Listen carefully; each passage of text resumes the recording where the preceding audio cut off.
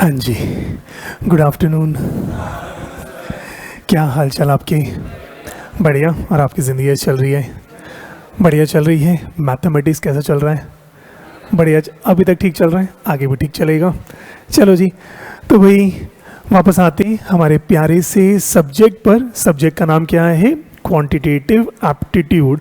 100 number का paper है, 100 सवाल आएंगे, 1 मार्क ईच। सही करोगे तो +1, गलत करोगे तो -0.25। नॉर्मली मान के चलें आपके पास 100 टॉपिक हैं, हर टॉपिक से एक सवाल जो है आना है। तो हमने एक टॉपिक कंप्लीट करा था नंबर सिस्टम, 1 नंबर आपका पक्का हुआ।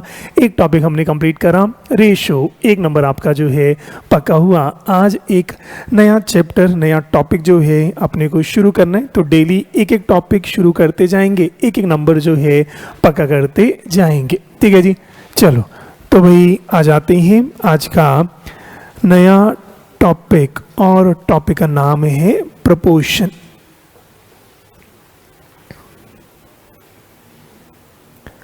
चलो जी, बस आपसे रिक्वेस्ट, जितना पढ़ाया जाए अच्छे से जो है पढ़ते जाना, जितना पढ़ाया जाए अच्छे से रिवाइज जो है करते चले जाना। चलो जी, आज का छोटा सा टॉपिक का नाम क्या है? प्रोपोर्शन। लो जी, तो भाई लिखते हैं, क्या कह रहे हैं?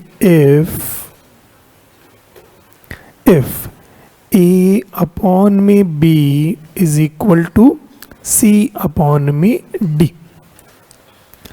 इफ A अपॉन में B is equal to C upon में D, कॉमा देन तब, comma then A, B, C and D are said to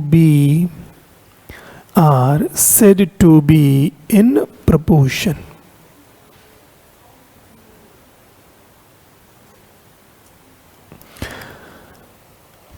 लो जी, तो भाई चेक करें, इफ A अपॉन में B is equal to C upon में D, तो कह रहे हैं तब ABCD को क्या बोल देते हैं? Said to be in proportion. भाई क्या कह रहे हैं? A अपॉन में B, हमने लास्ट क्लास में रेशो पर चर्चा करी, तो A अपॉन में B क्या है? एक रेशो है। हमने कहा C अपॉन D क्या है? एक दूसरा रेशो है। तो हमने कहा भाई A अपॉन में B एक रेशो है, C अपॉन में D क्या है? दूसरा रेशो। अब इन दो रेशोज को कंपेयर जो है करें, तो हो सकता है A अपॉन में B की वैल्यू C अपॉन D से बड़ी हो जाए, हो सकता है A अपॉन B की वैल्यू छोटी हो जाए, हो सकता है ये वैल्यू बराबर हो जाए। तो कह रहे हैं अगर इसकी वैल्यू बराबर हो जाए, तब नॉर्मली इन चारों टर्म्स को हम क्या बोल देते हैं? प्रोपोर्शन का नाम जो है हम दे देते हैं। तो बेसिकली क्या कहना चाह रहे हैं? तो कह रहे हैं in other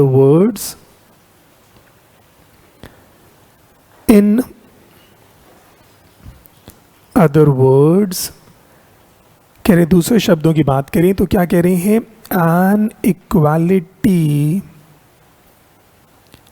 N equality of two ratios. हमने कहा दो अलग अलग रेशोज हैं, अगर वो दो रेशो इक्वल हो जाए, A अपॉन में B एक रेशो है, C अपॉन में D एक रेशो है, अगर दोनों रेशो इक्वल हो जाए, an equality of two ratios is known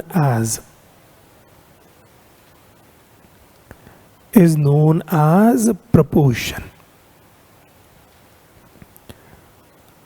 तो दो रेशोज को अगर इक्वल बन जाए, तो तब इन सब टर्म्स को हम क्या नाम दे रहे हैं? हमने प्रोपोर्शन का जो है नाम दिया है। कह रहे हैं इट इज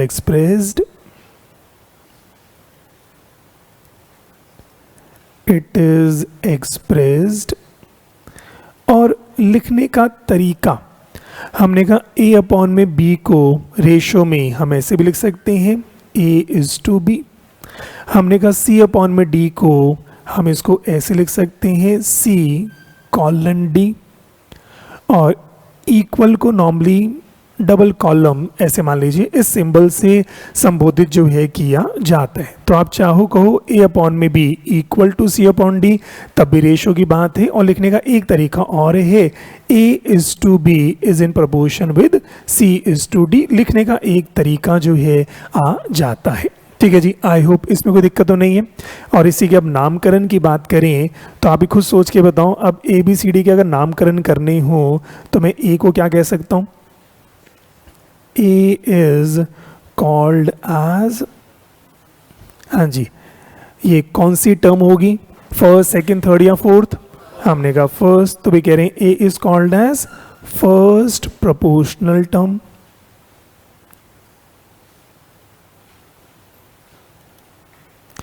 तो भी ए को क्या कह रहे हैं? First proportional term. तो आप मुझे बता सकते हो बी को क्या बोलेंगे? B is called as, B is called as second proportional term. तो बी को अपन क्या कह रहे हैं? Second proportional term.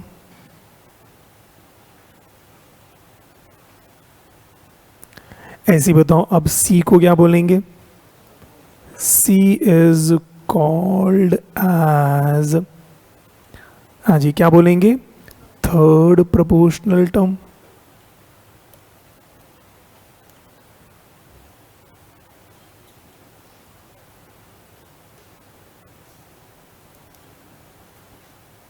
लो जी, और डी को अपन क्या बोलेंगे?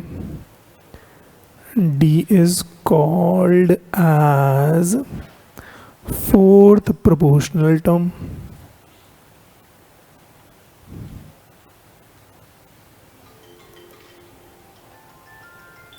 D is called as fourth proportional term। तो भाई ए बी सी डी की बात करें तो first term, second term, third term और फोर्थ टर्म इनको जो है कह देंगे। ठीक है जी, कंफर्टेबल है? और आगे बढ़े, ऐसे ही आराम से सोच के बताएं, ए और डी इन दोनों को अगर कंबाइंड कोई नाम देना हो, एक शब्द क्या कहें? और ऐसे बी और सी को आप सोचें, अगर आपसे कोई पूछे ए और डी का एक नाम देना है तो एक नाम ऐसा क्या कहें? बी और सी को अगर कोई नाम देना हो तो हम क्या कहें? आराम से आप सोचें, आराम से सोचो। अगर मैं कहूँ ए और डी का कलेक्टिव नाम अगर देना हो, ए एंड डी, आपके हिसाब से लॉजिकली क्या नाम आप देना चाहोगे? A and D are also known as, हाँ जी, क्या कहते हो? जिसने आज से कभी प्रोपोर्शन ना पढ़ा हो तो आप लॉजिकली बताओ, ए और डी को मैं क्या कहूँ? ए और डी क्या है? एक्सट्रीम पर है, तो इनको क्या बोलते हैं? Extreme terms. तो भाई ए और डी का अगर नाम देना हो तो हमने कहा ए और डी कहाँ पर है? एक्सट्रीम में है। तो भाई नामकरण कर दिया, A and D are also known as extreme terms. ऐसे ही आप ही लॉजिकली सोच के बताओ, अगर आपको बी और सी का एक नाम देना हो, बी और C are also known as, अब बताओ ए बी सी डी में बी और सी कहाँ पर है? मिडल में है। बी और सी कहाँ पर है? मिडल में है, तो लिख लो are also known as middle terms, और also known as middle terms. पढ़ाई बहुत आसान है, लॉजिकली सोचते जाओ, सब कुछ इजीली क्लास में ही जो है याद हो जाते। तो इसको क्या बोलते हैं? मिडल टर्म जो है कह देते हैं। और मिडल का ही एक दूसरा नाम भी होता है मीन टर्म्स। जो चीज़ें बीच में होती है उनको कई बार मीन टर्म्स ही जो है हम कह देते हैं। मिडल टर्म कह दें, मिड टर्म कह दें, मीन टर्म कह दें, एक ही बात जो है आ जाती है। कंफर्टेबल चल रहा है? तो लो जी, चेक करें, छोटा सा टॉपिक है प्रपोर्शन। कह रहे हैं अगर ए अपॉन में बी एक रेशो है, सी अपॉन में डी एक रेशो है, अगर इसकी वैल्यू अगर सेम हो जाए तो इसको क्या बोलते हैं? चारों टर्म्स क्या है? प्रपोर्शन में जो है आ जाता है। और वही बात है, नामकरण कर रहे हैं, ए को क्या बोलेंगे? फर्स्ट टर्म, बी को सेकेंड टर्म, सी को थर्ड टर्म, डी को फोर्थ टर्म। ए और डी का क्या नाम है? Extreme term. बी और सी का क्या नाम है? मिडल टर्म जो है आ जाएगा। कंफर्टेबल है? चलो जी, थोड़ा सा और आगे बढ़ते हैं और मस्त एक फॉर्मूला सीख लेते हैं। एक फॉर्मूला आप ही मुझे सोच के बताना। कह रहे हैं इफ ए अपॉन में B is equal to C upon में डी। अगर मैं आपसे कहूँ आप एक फॉर्मूला बनाकर बताओ, आप एक फॉर्मूला बनाकर बताओ, तो आप क्या फॉर्मूला बनाकर दोगे? हाँ जी, तो आप कहोगे इसका मतलब कॉमा देन, हाँ जी, अगर कोई फॉर्मूला बनाना हो तो अगर मैं इसको इधर मल्टीप्लाई कर दूं तो क्या आ जाएगा? a इंटू में d, इसको इधर मल्टीप्लाई कर दूं तो क्या आ जाएगा? b इंटू में c। एक फॉर्मूला जो है बनकर आ गया। फॉर्मूले कुछ भी नहीं, सारा टाइम पास है। लास्ट तक आपको लगेगा फॉर्मूले ज़्यादा कुछ है ही नहीं मैथमेटिक्स में। जिन फॉर्मूले से आप डर रहे थे, मैं कहूँगा फॉर्मूला कोई बनाकर आपको दे, याद करना मुश्किल है। फॉर्मूला खुद बनाते जाओ, याद अपने आप जो है हो जाएगा। तो भी फॉर्मूला कुछ नहीं कह रहे, अगर a अपॉन में b is equal to c upon में d है, तो अगर मैं दोनों को क्रॉस मल्टीप्लाई करूँगा तो एक फॉर्मूला बन जाता है। फॉर्मूला क्या है? a multiply by d is equal to b multiply by c। इसी को एक नाम दे देते हैं, नाम क्या है? Cross multiplication. क्रॉस मल्टीप्लिकेशन, नाम याद हो और ना हो क्या फर्क पड़ता है भाई। हमने क्रॉस मल्टीप्लाई करा तो एक फॉर्मूला जो है बनकर आ गया, a multiply by D this is equal to b multiply by c। इसमें किसी को कोई भी डाउट हो? सारा मस्त चल रहा है। तो a और d क्या है? ए और डी क्या है? Extreme terms. बी और सी क्या है?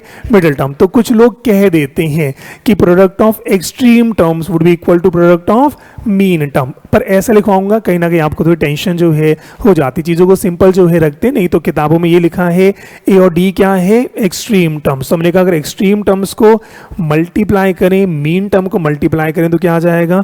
इक्वल आ जाएगा। पर ऐसे लाइन अगर लिखवा दूंगा ना तो अननेसेसरी आपका बीपी जो है बढ़ जाएगा। वैसे ही आपका बड़ा रहता है, तो ऐसी चीज़ों की बात नहीं करता। बात समझ आ गई, A multiply by D this is equal to B multiply by C. Comfortable है? अगर ये समझ आया तो एक नंबर आपका पक्का हो गया। सीधा सवालों पर आते हैं। तो लो जी, एग्जाम्पल नंबर 1 चेक करें पेपर में कैसे कैसे सवाल आते हैं। तो लो जी शुरू करें। एग्जाम्पल नंबर 1 कह रहे हैं find the value of x। Find the value of x if the following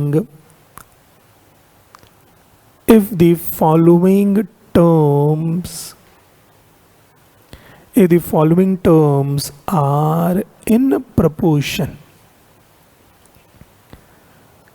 लो जी, पेपर में एक सवाल इस तरीके से आएगा कि भाई आपको एक टर्म निकालनी है। Find the value of x if the following terms are in proportion. मान लीजिए केस 1 आपको कह रहे हैं, मान लीजिए 2 है, 3 है, 5 है और x। तो कह रहे हैं 2, 3, 5 और x है। x की वैल्यू बताओ क्या होनी चाहिए कि ये टर्म्स क्या बन जाए? प्रोपोर्शन में जो है बन जाए। तो भाई अब ध्यान से समझो, सारा काम कैसे करना है? कैलकुलेटर पर जो है करना है। प्रोपोर्शन बन जाए इसका मतलब क्या होगा? अब ध्यान से देखो, होना क्या चाहिए? 2 divided by 3 would be equal to 5 divided by x। अगर प्रोपोर्शन में होगा इसका मतलब a अपॉन में b would be equal to c upon में d। उसके बाद आप क्या करोगे? क्रॉस मल्टीप्लाई करोगे। क्रॉस मल्टीप्लाई करो तो क्या आएगा? 2x इक्वल टू 5 इंटू में 3। क्या ये बात समझ आती है? तो इसलिए हम शुरू यहीं से कर लेते। हमने कहा इस स्टेप को अपन छोड़ सकते हैं एट दी एंड। ये क्या है? A D this is equal to B into में सी।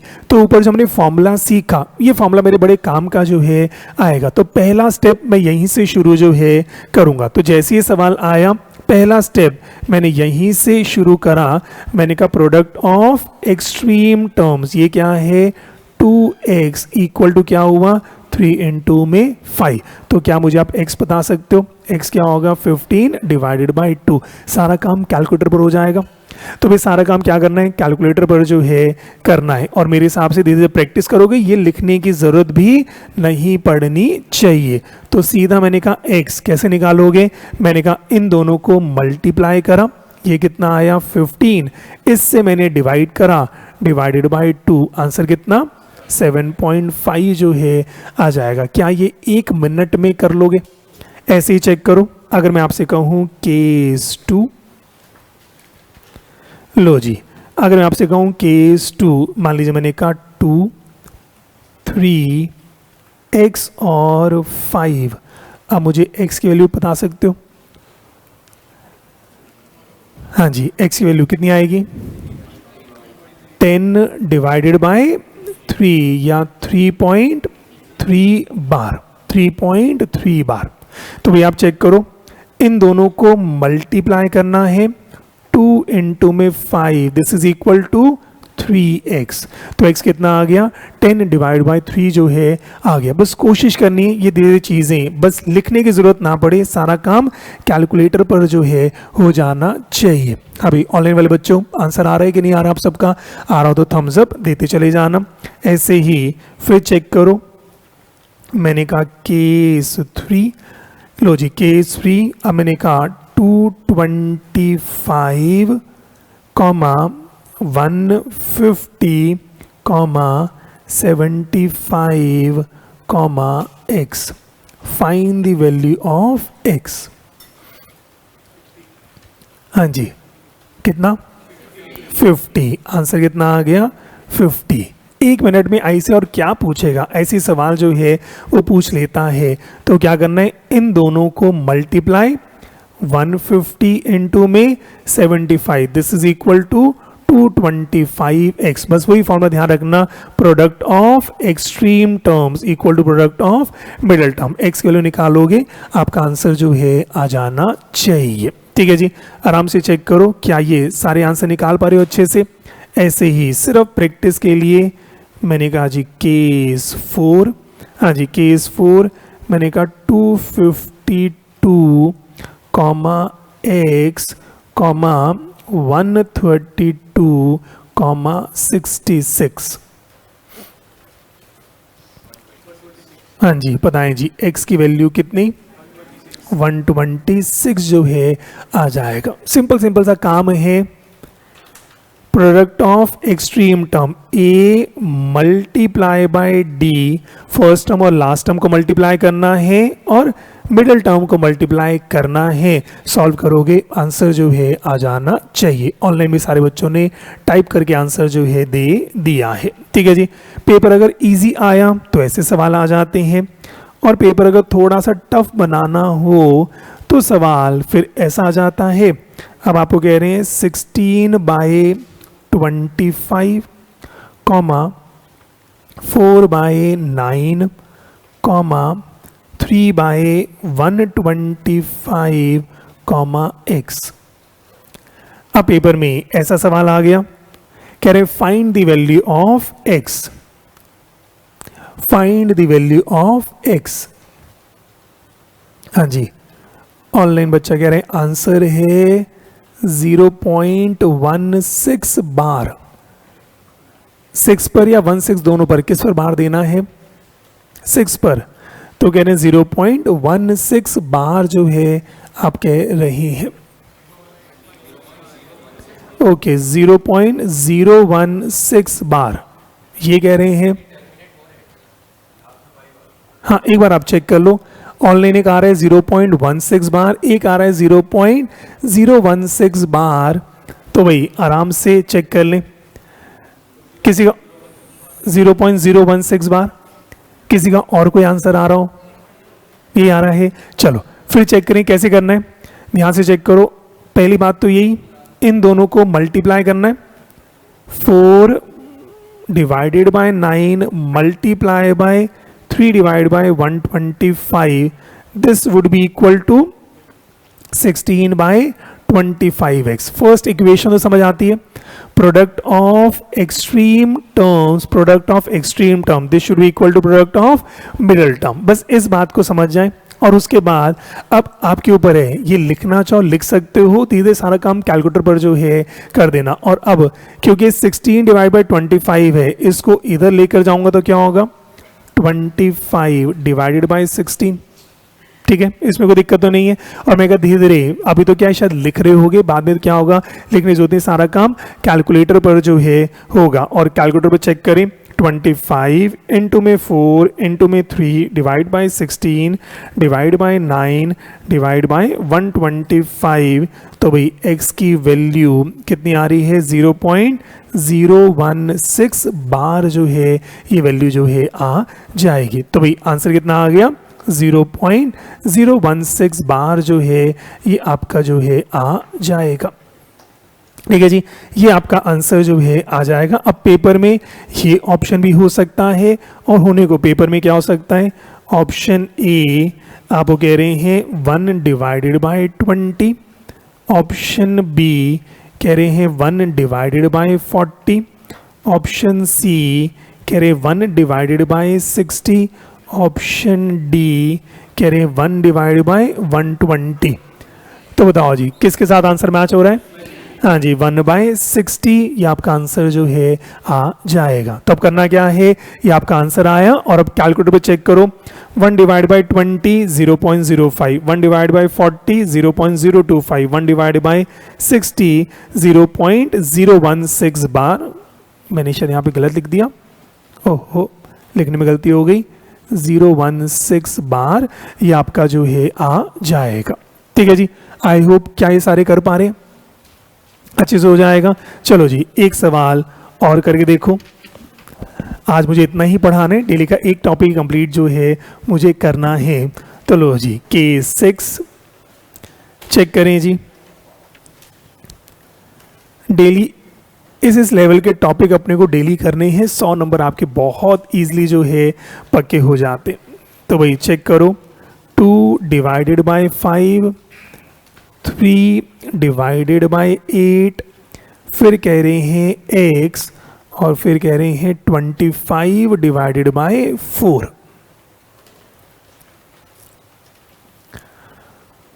और आपको ऑप्शन दिया जा रहा है 10 डिवाइडेड बाई 3,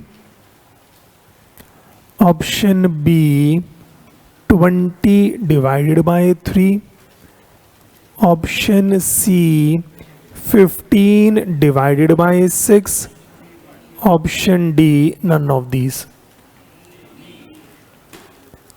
हाँ जी आंसर कितना आ रहा है 20 डिवाइड बाई 3 जो है आ जाएगा। 1 मिनट में क्या ये कर पाओगे? तो भाई आराम से चेक करो, करना क्या है, धीरे धीरे प्रैक्टिस जब करोगे तो हमने कहा प्रोडक्ट ऑफ एक्सट्रीम टर्म लिखना चाहो लिख लेना। 2 divided by 5 multiply by 25 divided by 4, this would be equal to 3 by 8x। और अब मुझे x चाहिए, इधर क्रॉस मल्टीप्लाई होगा तो ये 8 by 3।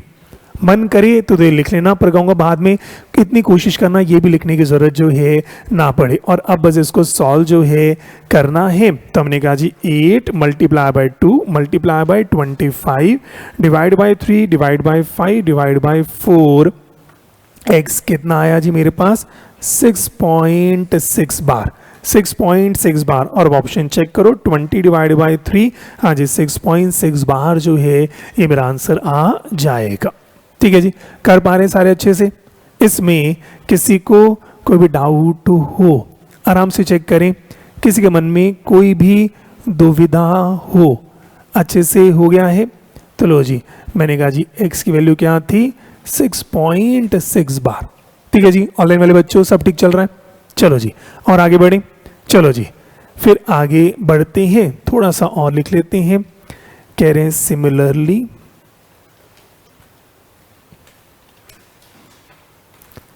लो जी सिमिलरली कह रहे हैं इफ a अपॉन में b is equal to b upon में c, if a upon में b is equal to b upon में c, comma then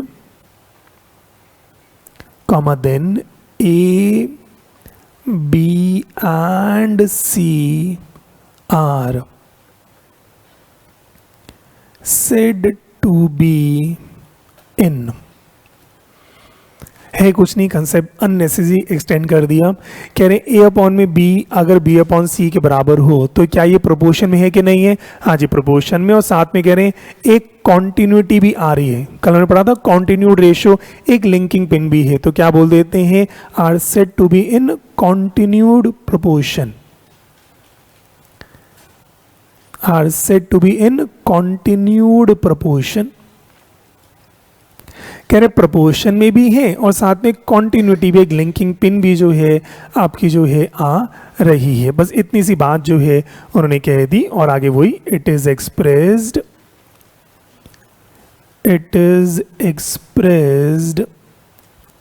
एज, और इसको एक्सप्रेस करने का वही तरीका A is to B is in proportion with B is to C। बात तो वही है, A is to B is in proportion with B is to C। अब आगे वही टाइम पास करना है। अब नामकरण करें तो अब यहाँ पे उन्होंने कहा A को क्या कहें? A is called as first proportional term,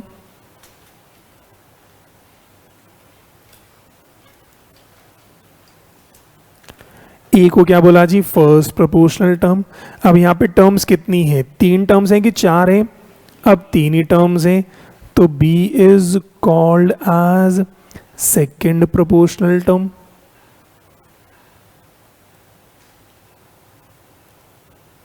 second proportional term. और अब सी को हम क्या बोलेंगे? हाँ जी, C is called as third proportional term.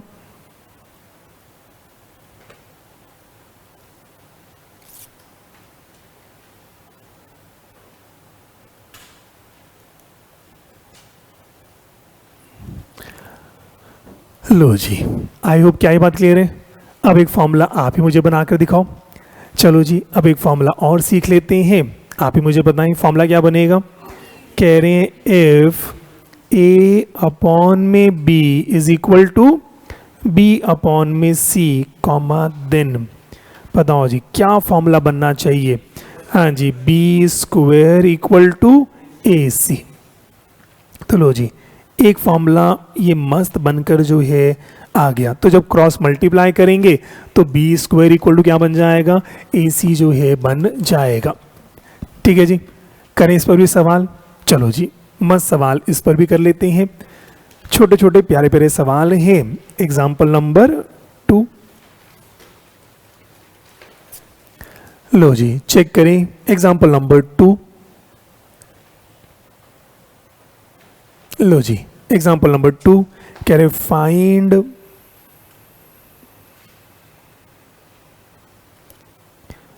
the value of find the value of x if the following terms are in proportion।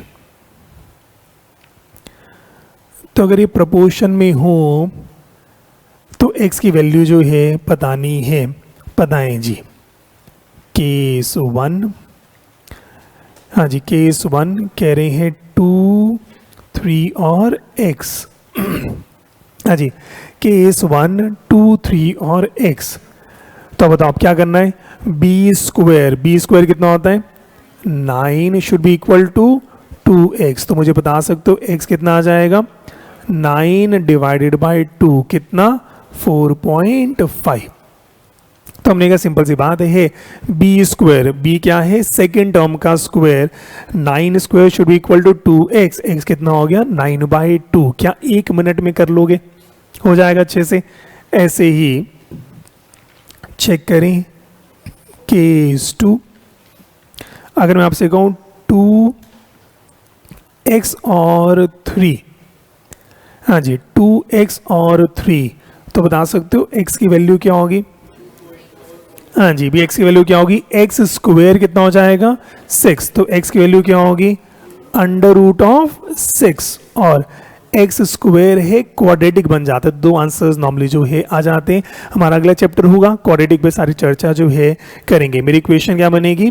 X square equal to 6, तो x क्या हो गया आपका √6 और ये क्वाड्रेटिक होता है, दो आंसर्स आते हैं। इस पे चर्चा नेक्स्ट चैप्टर में जो है अपन कर लेंगे, पर फिलहाल आपका आंसर कितना आ गया √6 और दो आंसर हो सकते हैं प्लस बी और माइनस बी। लो जी, ऐसे ही फिर आगे चेक करो केस 3।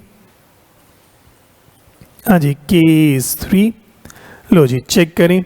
हमने कहा जी x 42 और 28।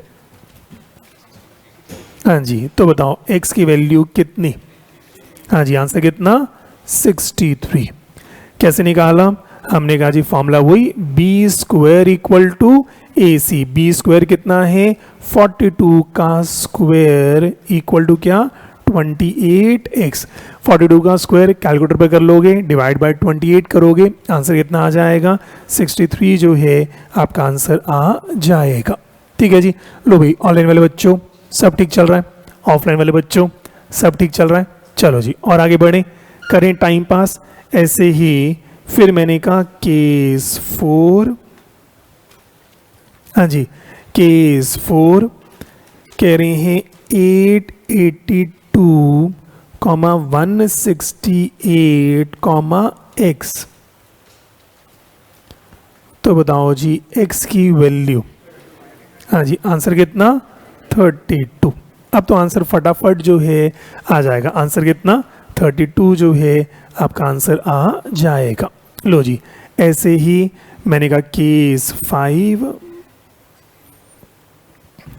लो जी case 5, low ji 1176, x, 6।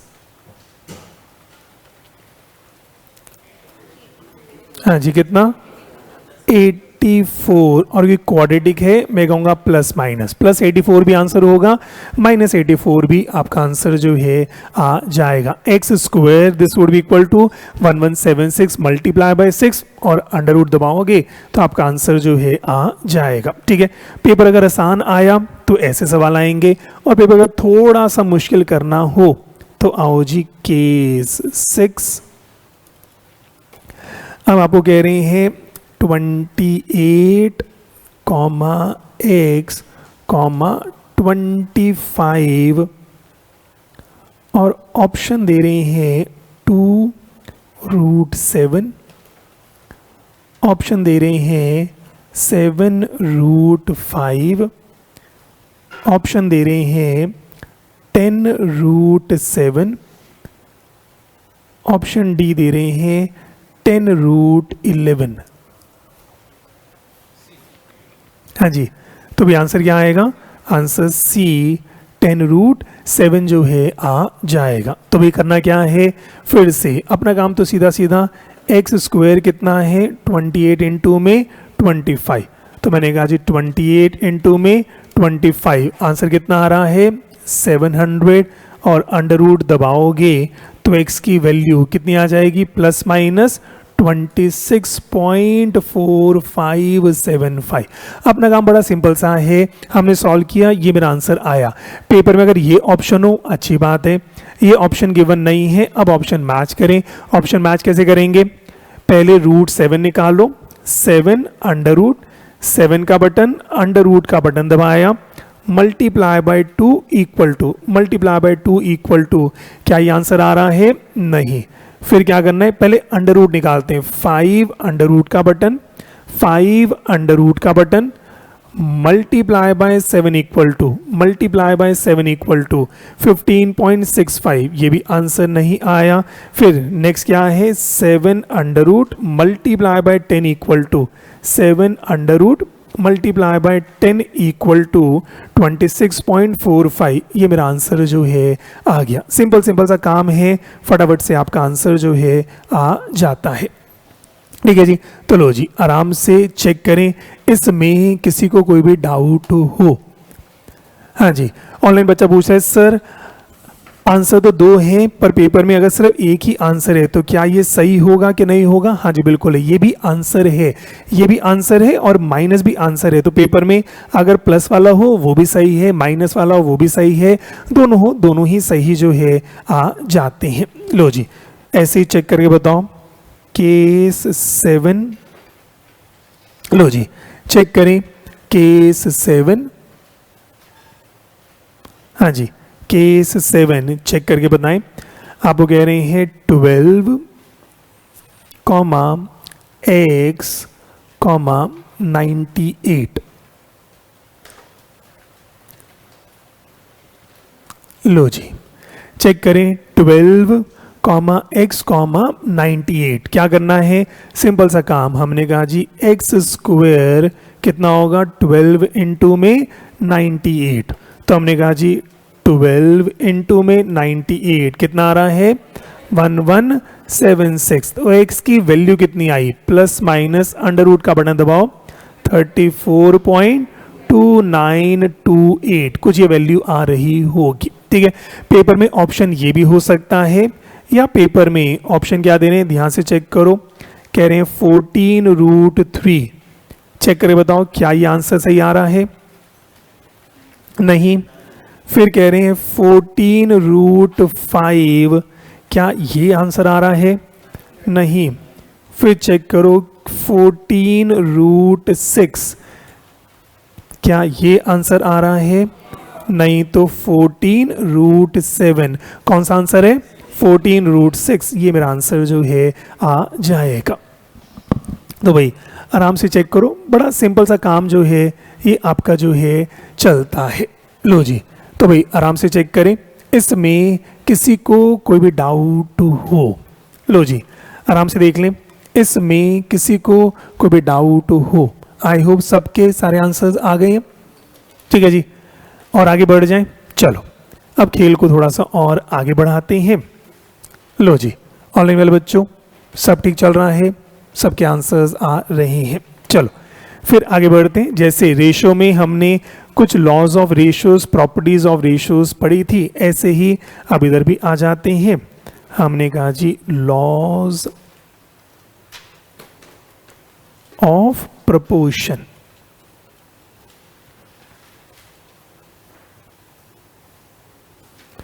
Laws of proportion, जैसे टाइप्स ऑफ रेशियोज हमने पढ़ा था।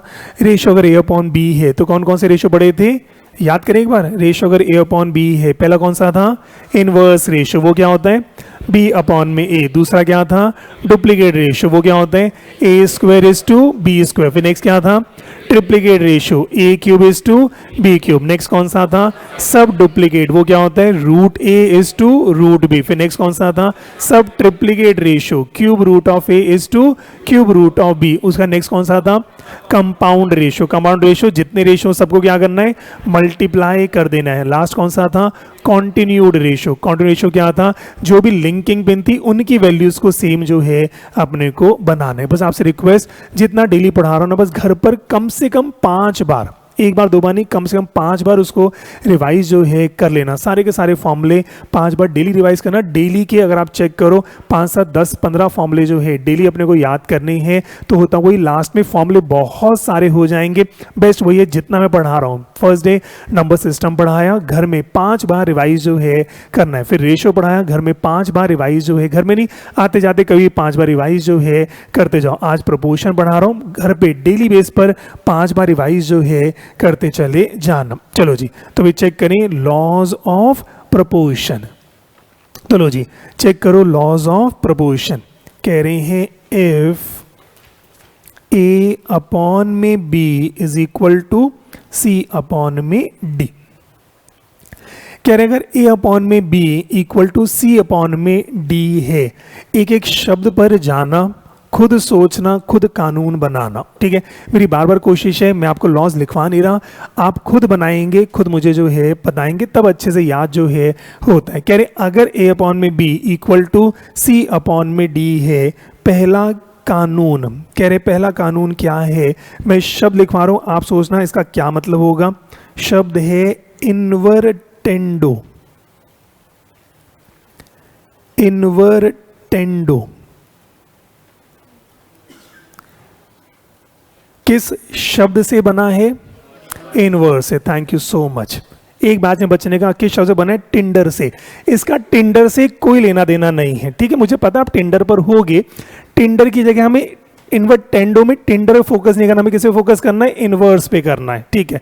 आई होप इनवर्स से बना है, टिंडर से नहीं बना है, ठीक है। चलो, इन्वर्टेंडो किससे बना है? इनवर्स से। अब आप मुझे बताओ इस कानून का इनवर्स क्या होगा? हाँ जी, कह रहे हैं अगर a अपॉन में b equal to c upon में d है, इन्वर्टेंडो क्या कहेगा? इन्वर्टेंडो कह रहा है b अपॉन में a equal to d upon में c। ऑनलाइन बच्ची कह रही टिंडर क्या होता है? चलो, अच्छी बात, आपको नहीं पता है। टिंडे की सब्जी होती है, ठीक है। आ जाओ, चलो। जब ऑनलाइन टिंडा ऑर्डर करते हैं वो टिंडे की सब्जी को टिंडर बोल देते हैं। आ जाओ, a अपॉन में b equal to c upon में d। फॉर एग्जाम्पल, हाँ जी, फॉर एग्जाम्पल अगर मैं कहूँ 1 अपॉन में 2 इज इक्वल टू 3 अपॉन में 6, तो चेक करो 1 अपॉन में 2 वैल्यू कितनी है? 0.5। 3 अपॉन में 6 वैल्यू कितनी है? 0.5। तो इन्वर्टेंडो क्या कह रहा है? दोनों का इन्वर्स कर दो। दोनों का इन्वर्स का मतलब हमने कहा 2 अपॉन में 1 अगर करोगे और 6 अपॉन में 3 करोगे तो 2 अपॉन में 1 कितना आएगा? 2। 6 अपॉन में 3 कितना आएगा? 2। LHS RHS होगा। सिंपल सा कानून है, दोनों का इन्वर्स करोगे तो LHS RHS के बराबर जो है आ जाएगा, इसमें कोई दिक्कत? ठीक है। ऐसे ही फिर नेक्स्ट चेक करके बताओ। हाँ जी, ऐसे ही चेक करें। चलो जी, नेक्स्ट क्या है? ऑल्टरनेंडो।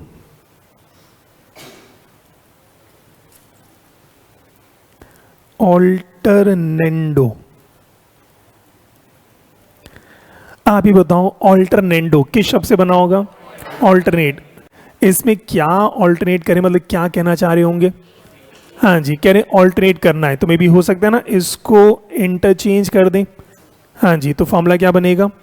a अपॉन में c, अगर c नीचे जाए और b ऊपर चला जाए, b अपॉन में d। कह रहे हैं ये LHS would be equal to RHS। करके देख लें, ऊपर चेक करके देखो।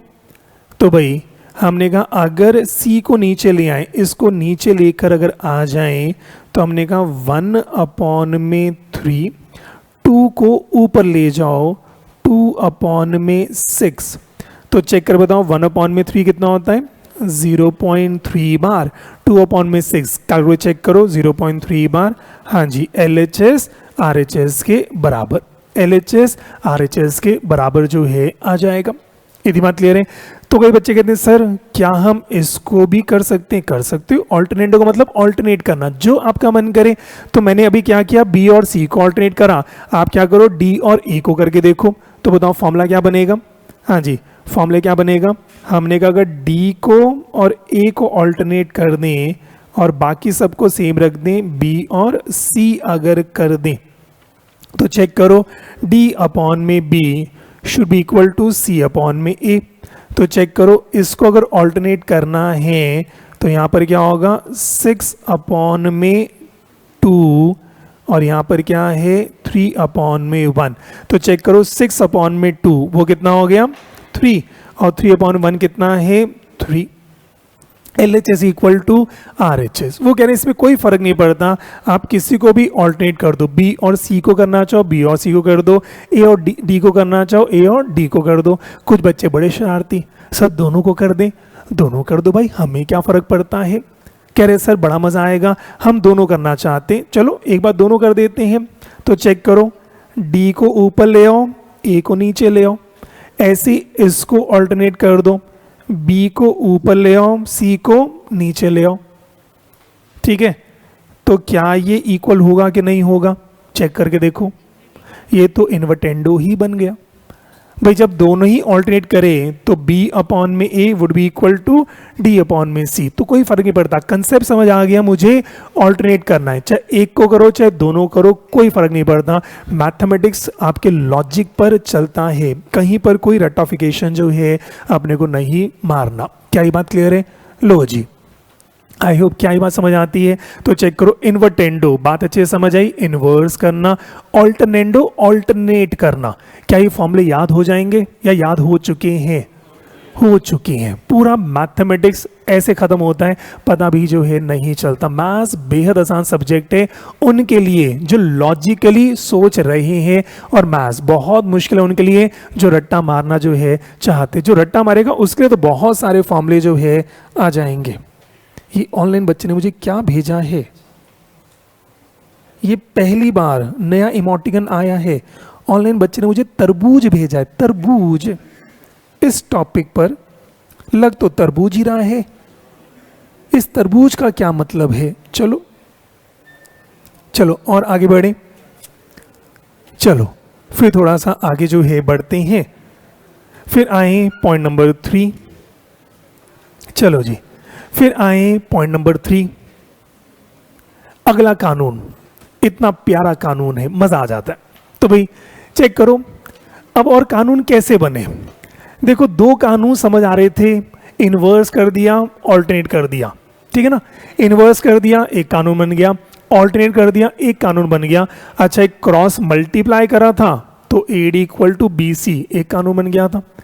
इतने ही कानून बन सकते थे और कोई कानून आइडली तो बन नहीं सकता था। अब कुछ मैथमेटिक्स मन में आया, कुछ कानून और बनाते हैं। अब देखो कैसे कैसे फॉर्मूले बनते हैं, कैसे कैसे फॉर्मूले बनते हैं, पूरा ध्यान बोर्ड पर रखना। फॉर्मूला कैसे बना, कह रहे देखो अगर A अपॉन में B equal to C upon में D है, ये तो गिवन ही है। कह रहे हैं अगर A अपॉन में B is equal to C upon में D गिवन है, तो कह रहे अगर मैं यहां +1 कर दूं, अगर मैं +1 कर दूं तो क्या इक्वल होगा? अगर मैंने +1 किया तो क्या ये इक्वल होगा? नहीं, अब इक्वल नहीं हुआ। क्यों? अब ये बढ़ गया है। तो आप सोच के बताओ, बहुत मुश्किल है सोचना। कैसे सोचोगे आप? सोच के बताओ कि मैं RHS में क्या करूं कि इक्वल हो जाए। +1 है ना। कह रहे बन गया कानून। ये क्या कानून है? कह रहे देखो अगर A अपॉन में B equal to C upon में D है, अगर हम LHS में +1 करें तो RHS में +1 करना पड़ेगा। ओहो, कितना मुश्किल कानून दिया है। अब सोचो ऐसा भी कानून आपको दे दे, आप अप्रिशिएट करोगे? नहीं। इस समय आपको मजाक, ये क्या मजाक है। तो देखो दुनिया को कैसे उल्लू बनाते हैं। कानून अब कैसे लॉन्च करा, कह रहे देखो अगर ऐसे सीधा सीधा देंगे ना कोई अप्रिशिएट नहीं करेगा। एक काम करो, एलसीएम ले लो। तो नीचे एलसीएम लोगे B, ऊपर क्या बनेगा? A plus B। कह रहे नीचे एलसीएम लो D, ऊपर क्या बनेगा? C plus D। कह रहे इसको छुपा दो। कह रहे ये कानून है। कह रहे इफ A अपॉन में B equal to C upon में D comma then A plus B upon में B is equal to C plus D upon में D। अब माथा घूमता है, अच्छा सही कह रहा होगा, है कुछ नहीं, सिर्फ +1 किया है। सिर्फ बता रहा हूं, ये सिर्फ पैकेजिंग ऐसी करिए जिससे घबराहट होती है। कुछ नहीं, +1 मैंने किया था और कह रहे इसका नाम क्या रखें। हमने क्या किया, इसमें 1 को जोड़ा है, 1 इसमें ऐड किया। तो नॉर्मली शब्द 2 हो सकते थे पर उन्हें शब्द यहां पे क्या दिया? कॉम्पोनेंडो। कॉम्पोनेंडो। तो भाई उन्हें एक शब्द दे दिया, क्या? कॉम्पोनेंडो। कह रहे कॉम्पोनेंडो, कॉम्पोनेंडो बनता किससे है? कंपाउंडिंग से, जोड़ना, इकट्ठा जो है करना। तो कह रहे हैं जी A प्लस B अपॉन में B would be equal to C plus D upon में D। देख रहे हो कैसे कैसे फॉर्मूले बनते हैं। कह रहे चेक करो क्या ये फॉर्मूला सही बना कि नहीं बना। तो कह रहे ऊपर से वैल्यू चेक करो। कह रहे अगर 1 अपॉन में 2 इज इक्वल टू क्या है? 3 अपॉन में 6। तो कानून क्या कह रहा है? इन दोनों को ऐड करो, चेक करो। 1 प्लस 2 अपॉन में 2 ए प्लस बी अपॉन में बी, और इधर क्या है सी और डी, 3 + 6 अपॉन में 6, 3 + 6 अपॉन में 6, कह रहे हैं सेम होंगे। चेक करना 1 + 2 कितना होता है 3, 3 डिवाइड बाई 2 कितना होता है 1.5, 3 + 6 कितना होता है 9, 9 डिवाइड बाई 6 चेक करो कितना होता है 1.5। क्या दोनों बराबर हैं? हाँ जी बिल्कुल बराबर हैं। और ध्यान से आप चेक करो पहली वैल्यू कितनी थी 0.5, मैं दोनों में 1 ही तो ऐड करा है, तो आंसर कितना आ गया 1.5 जो है आ गया, बन गया कानून। और अगर आपको समझ आया ऐसा कानून मार्केट में लॉन्च हो जाए और दुनिया के वाह क्या कानून बनाया, तो ये इंसान फिर रुकता नहीं है, कह रहे अच्छा ऐसे कानून में तालियां बज रही हैं, कह रहे एक कानून और दूंगा, आप ही बताओ अगला कानून क्या देगा। कह रहे हाँ अगर a अपॉन में b कह रहे इक्वल टू c अपॉन में d हो जाए, अब इंसान क्या करेगा। कह रहे हाँ अगर मैं यहां -1 कर दूं, कह रहे अगर -1 कर दिया LHS में तो LHS छोटा हो जाएगा, अब RHS को बराबर करना है, बताओ क्या करें। सोचो घर से बॉर्नविटा पी कर आओ तब चलेगा, दिमाग नहीं समझ आ रहा, हाय राम कितना मुश्किल सवाल है, क्या करें क्या करें, प्लस करें माइनस करें, नहीं समझ आ रहा, बड़ा परेशान हो रहे हैं, तो क्या करें -1 कर दे। बताओ अब मैच हो गया। ये चल रही है मैथमेटिक्स, वो भी किसकी CA की, और दुनिया कह रही है CA मुश्किल है, मेरे को तो समझ नहीं आ रहा। ये पढ़ाने में जिसको अगर मुश्किल लग रहा हो, बाय गॉड CA का पास परसेंटेज सिर्फ 15-16%, 15-16%, मतलब 85% बच्चा फेल हो रहा है। और उससे पूछना मेजॉरिटी बच्चा क्या बोलता है, मैथ्स बहुत मुश्किल है। और आपकी जानकारी के लिए बता दूं, अभी मैं इनिशियली मैथ्स के मुश्किल चैप्टर से शुरू करा है, अभी इजी चैप्टर तो बाद में कराऊंगा मैं, है हाँ। मेरे मैथ्स के वॉल्यूम 1 में सबसे मुश्किल चैप्टर्स हैं। मेरा मैथ्स का वॉल्यूम 1 अगर कर लोगे तो आपके 90 क्रॉस हो गए। सारा खेल सिर्फ मैथ्स के वॉल्यूम 1 का है। ये मुश्किल चैप्टर से शुरू कर रहा हूँ, इजी चैप्टर तो भी मुझे कराने हैं, वो तो आराम से कराऊंगा। तो ये तो मुश्किल चैप्टर है, इसमें तो बहुत मुश्किल वाला काम हो रहा है। क्या बात कर रहे हो सर? हाँ बेटा हाँ। चलो बताओ जी, LCM अगर लें तो क्या होगा? हाँ जी, अगर LCM ले लें तो बताओ जी क्या होगा, a माइनस b अपॉन में b would be equal to c minus d upon में d। करें शुरू, तो बताओ जी फोर्थ क्या होगा, डिविडेंडो।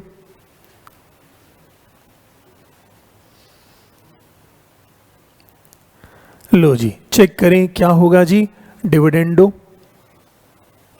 लो जी चेक करके देख लें, तो भाई आंसर क्या है 1 - 2 अपॉन में 2, 3 - 6 अपॉन में 6। तो अगर 1/2 इज इक्वल टू 3/6 है तो 1 - 2 अपॉन में 2 इज इक्वल टू 3 - 6 अपॉन में 6। चेक करो 1 - 2 कितना होता है, -1 divide by 2 -0.5, 3 - 6 is -3 divide by 6 is -0.5। Answer कितना आ गया, LHS इक्वल टू RHS। और वैसे भी चेक करो ऊपर वाली वैल्यू में अगर मैं -1 करूंगा तो 0.5 -1 कितना होता है, -0.5 जो है आ जाता है। ठीक है जी, आई होप क्या ये बात ठीक चल रही है। ठीक है जी, और आगे बढ़ जाए। ऑनलाइन कह रहे सर यही बात आपने अकाउंट्स में भी कही थी। हाँ, तो अकाउंट्स में भी आप चेक करो, मेरे हिसाब से जो वॉल्यूम 1 है वो सबसे मुश्किल था, जिसमें सारे कंसेप्ट अकाउंट्स के वॉल्यूम 1 में depreciation, inventory, bills of exchange, और बाद में अगर आप चेक करोगे तो आपके लेवल इजी जो है चलता है। तो मेरा ऐसा मानना है अकाउंट्स का ही वॉल्यूम 1 सबसे मुश्किल था, वॉल्यूम 2 सिंपल सा था, और वॉल्यूम 3 की बात करें जहाँ पे आपका कैश बुक रेक्टिफिकेशन था, वो मेरे हिसाब से as compared to bill of exchange. पर बात वही है अकाउंट्स की, क्योंकि जो मुश्किल चैप्टर्स थे उसकी प्रैक्टिस मैंने बहुत ज़्यादा जो है आपको करा दी थी। तो वही वाली बात है, मैथमेटिक्स में भी स्टार्टिंग के मेरे चैप्टर्स सबसे ज़्यादा जिसमें बहुत कंसेप्ट है, बहुत मेहनत जो है लगती है, उसको जो है अपन करेंगे। और बाद में वॉल्यूम 2 उससे आसान होगा, वॉल्यूम 3 सबसे आसान जो है आपका चलेगा। ठीक है जी, और आगे बढ़ जाए। अब बताओ अगला फॉर्मूला, ये तो और कमाल का है। अगला फॉर्मूला तो इतना प्यारा फॉर्मूला है, कह रहे और कैसे क्या फॉर्मूले जो है बने। अगला फॉर्मूला ध्यान से समझना, अगला फॉर्मूला ध्यान से समझो, कह रहे हैं अगर 2 इक्वल टू 2 है, इसमें कोई दिक्कत, अगर 3 इक्वल टू 3 है, इसमें कोई दिक्कत, कह रहे अगर 2 इक्वल टू 2 हो, 3 इक्वल टू 3 हो, कह रहे अगर मैं इन दोनों को डिवाइड कर दूं तो कह रहे 2/3 वुड बी इक्वल टू 2/3, इसमें कोई दिक्कत है ना। अगर 2 इक्वल टू 2 एक इक्वेशन है, 3 इक्वल टू 3 दूसरी इक्वेशन है, अगर दोनों को हम डिवाइड कर दें तो 2/3 वुड बी इक्वल टू 2/3, ठीक है ना। ज़्यादा आपने अप्रिशिएट करा नहीं, सर ये क्या फॉर्मूला है। अब देखो इसको अप्रिशिएट कैसे करवाएं, तो ध्यान से समझना, ऊपर के दो फॉर्मूले सोचो, ये है 2 इक्वल टू 2, ठीक है, ये है 3 इक्वल टू 3, दोनों को डिवाइड कर देते हैं। तो अब ध्यान से चेक करो, दोनों को डिवाइड करेंगे, सोचो ये मैंने डिवाइड करा तो b से b तो कैंसिल हो जाएगा, क्या बचेगा, a प्लस बी अपॉन में a माइनस बी, यहाँ से d कैंसिल होगा तो क्या होगा, c प्लस डी अपॉन में c माइनस डी इक्वल आ जाएगा, ठीक है जी। तो क्या कह रहे हैं, a प्लस बी अपॉन में b would be equal to c plus, आपका a प्लस बी अपॉन में a minus B would be equal to c plus D upon में c माइनस डी। अब जिस व्यक्ति ने ये फॉर्मूला बनाया, वो फॉर्मूला बना के खुद ही कंफ्यूज हो गया कि मैंने किसको किससे डिवाइड करा था, ठीक है ना। करना क्या था, दो चीज सिंपल इक्वेशन लेनी थी, दो को डिवाइड करना था, ये डिवाइड करे खुद ही कंफ्यूज हो गया, मैंने किसको किससे डिवाइड किया। याद करने के लिए उसने इसका नाम ही ऐसा रख दिया, कह रहे पहले मैंने किया था कॉम्पोनेंडो, उसके बाद मैंने किया था डिविडेंडो, और फिर मैंने दोनों को डिवाइड करा था, तो नाम ही रख दिया कॉम्पोनेंडो एंड डिविडेंडो। हाँ जी, तो नाम ही क्या रख दिया, कॉम्पोनेंडो एंड डिविडेंडो। चेक करके देखें, वैल्यू क्या है, 1 अपॉन में 2, 3 अपॉन में 6, ए बी सी और डी। तो a प्लस बी क्या होगा, 1 प्लस 2, a माइनस बी क्या होगा, 1 माइनस 2, c प्लस डी क्या होगा, 3 प्लस 6, c माइनस डी क्या होगा, 3 माइनस 6, ठीक है जी। आप चेक करो 1 प्लस 2 कितना होता है, 3, 3 अपॉन में -1 इज -3, 3 प्लस 6 कितना होता है, 9, 3 minus 6 is -3, 9 divide by -3 is -3, LHS equal to RHS। तो भाई चेक करें, LHS is equal to RHS। लो जी, इसमें किसी को कोई भी डाउट हो कर लोगे अच्छे से और आगे बढ़ जाए।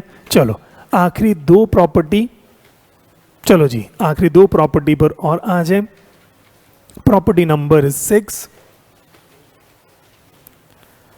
लो जी ये भी बहुत ही प्यारी प्रॉपर्टी, अच्छी सी प्रॉपर्टी। प्रॉपर्टी का नाम क्या है, एडेंडो।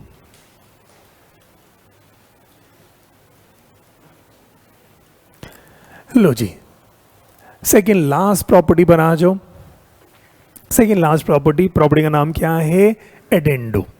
चलो जी सेकेंड लास्ट प्रॉपर्टी पर आ जाओ। प्रॉपर्टी का नाम क्या है, एडेंडो।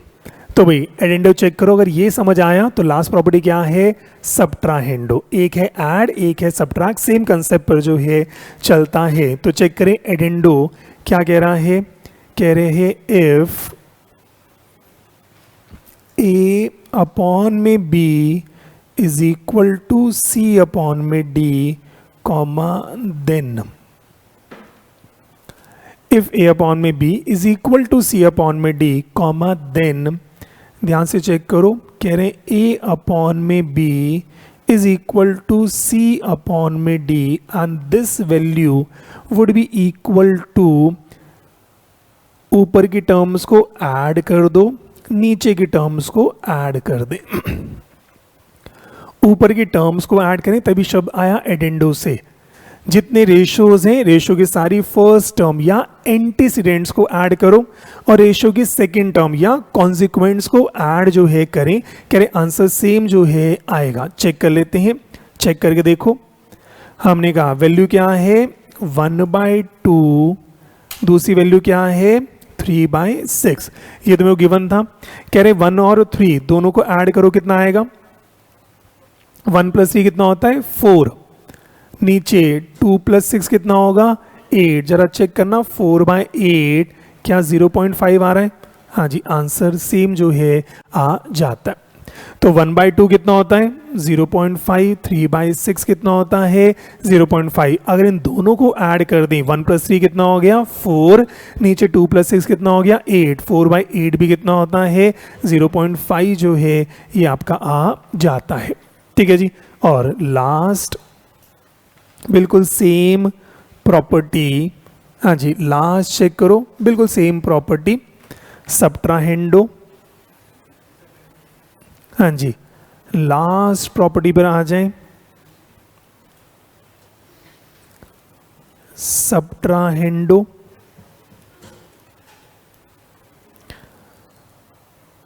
चलो जी लास्ट चेक करें, सब्ट्राहेंडो।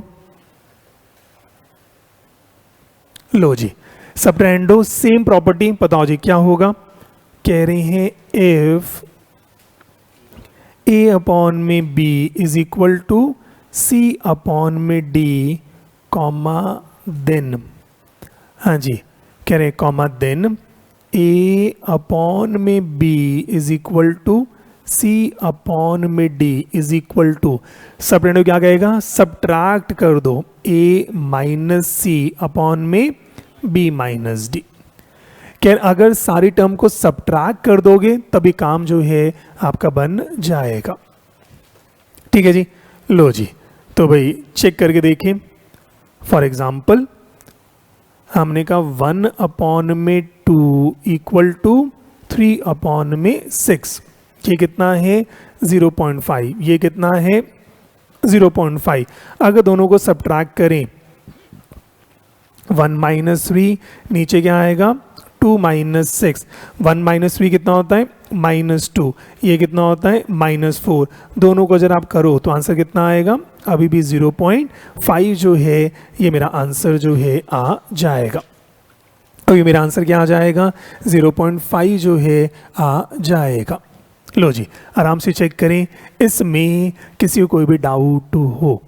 ठीक चल रहा है। चलो जी, हमारी 7 प्रॉपर्टीज फटाफट से याद जो है करते हैं। 7 प्रॉपर्टीज फटाफट से याद करते हैं। हमने कहा अगर a/b इक्वल टू क्या है? c/d। फर्स्ट प्रॉपर्टी क्या है? इन्वर्टेंडो। इन्वर्टेंडो क्या करता है? इसका इनवर्स कर दो, b/a d/c। आंसर क्या होगा? LHS equal to RHS। Second property alternendo. Alternendo मान लो इसको ऑल्टरनेट करें तो आंसर क्या होगा?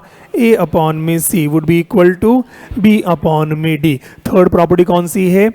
कॉम्पोनेंडो। कॉम्पोनेंडो क्या कह रहा है? दोनों में ऐड कर दो तो क्या होगा? a + b/b, वो क्या होगा? c + d/d। फिर नेक्स्ट प्रॉपर्टी मेरी कौन सी है? डिविडेंडो। डिविडेंडो क्या कह रहा है? a - b/b equal to c - d/d। फिर फिफ्थ प्रॉपर्टी कौन सी है? Componendo and dividendo. जल्दी से बताओ क्या होगा? a + b/a - b, c + d/c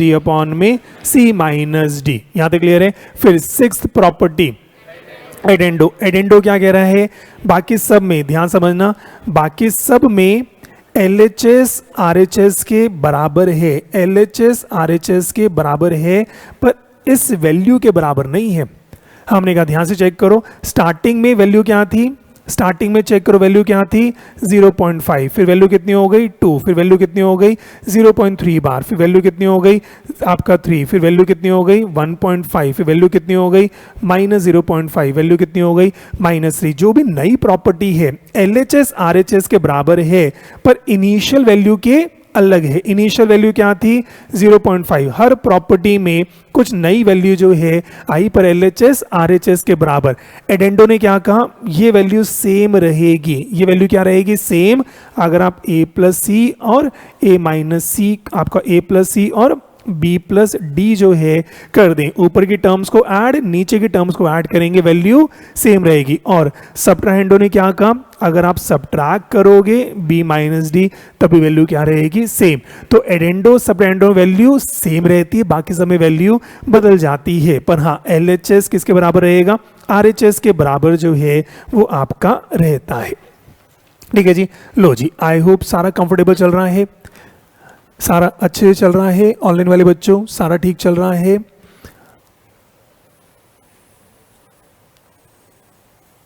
क्या कह रहा है बच्चा?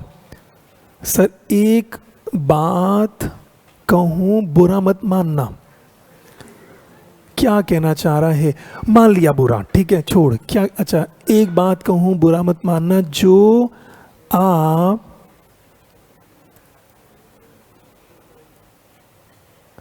ठीक है छोड़ दो, ठीक है नहीं माना बुरा, ठीक है। तुम पढ़ाई पर फोकस किया करो, तुम पढ़ाई के अलावा सारी बातें जो है शुरू कर देते हो। चलो एनीवेज आगे बढ़े, यहां तक सारी बात समझ आ गई? चलो जी, चलो फिर नेक्स्ट लिखें word problem.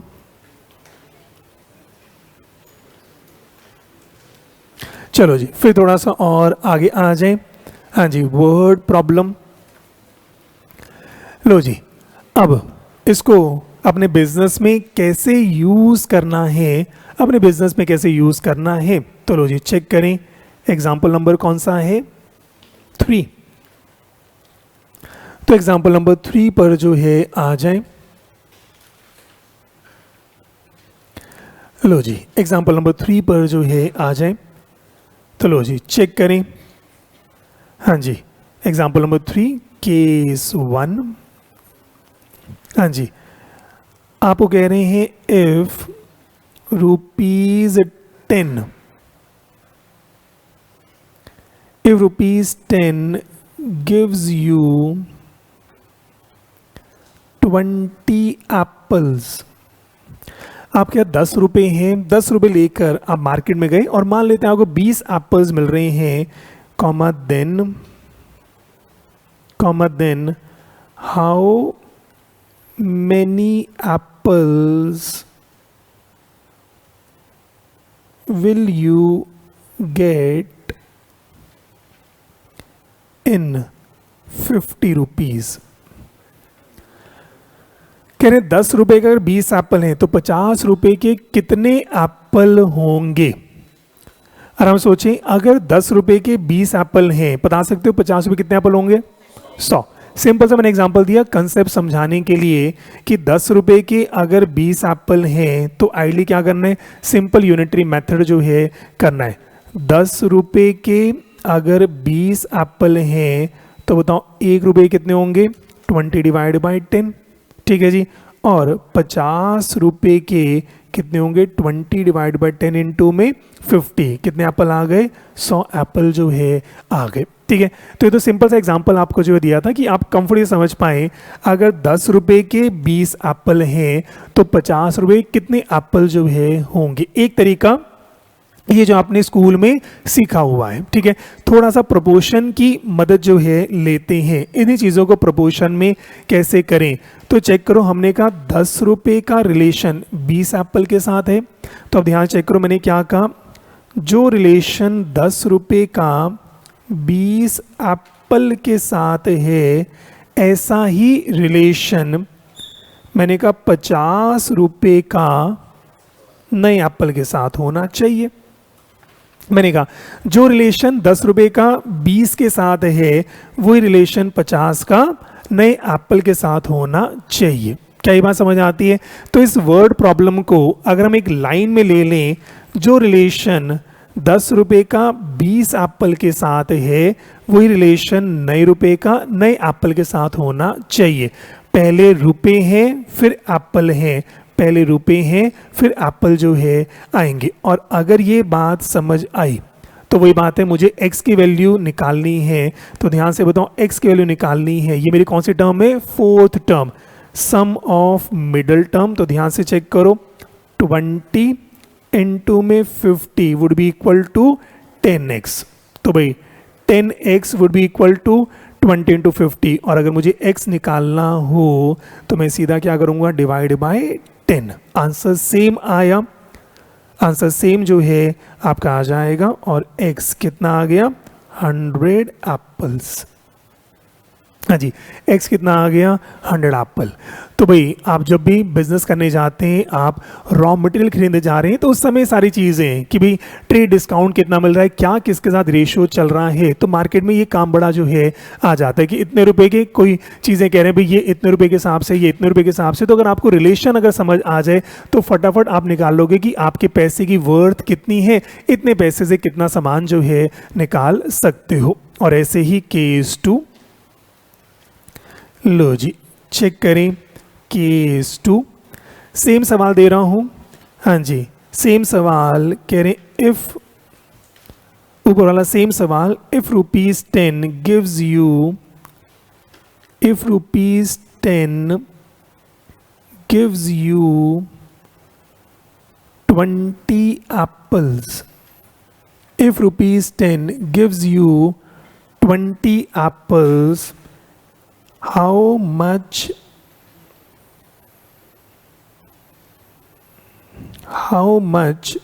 money is needed, how much money is needed to get 50 apples?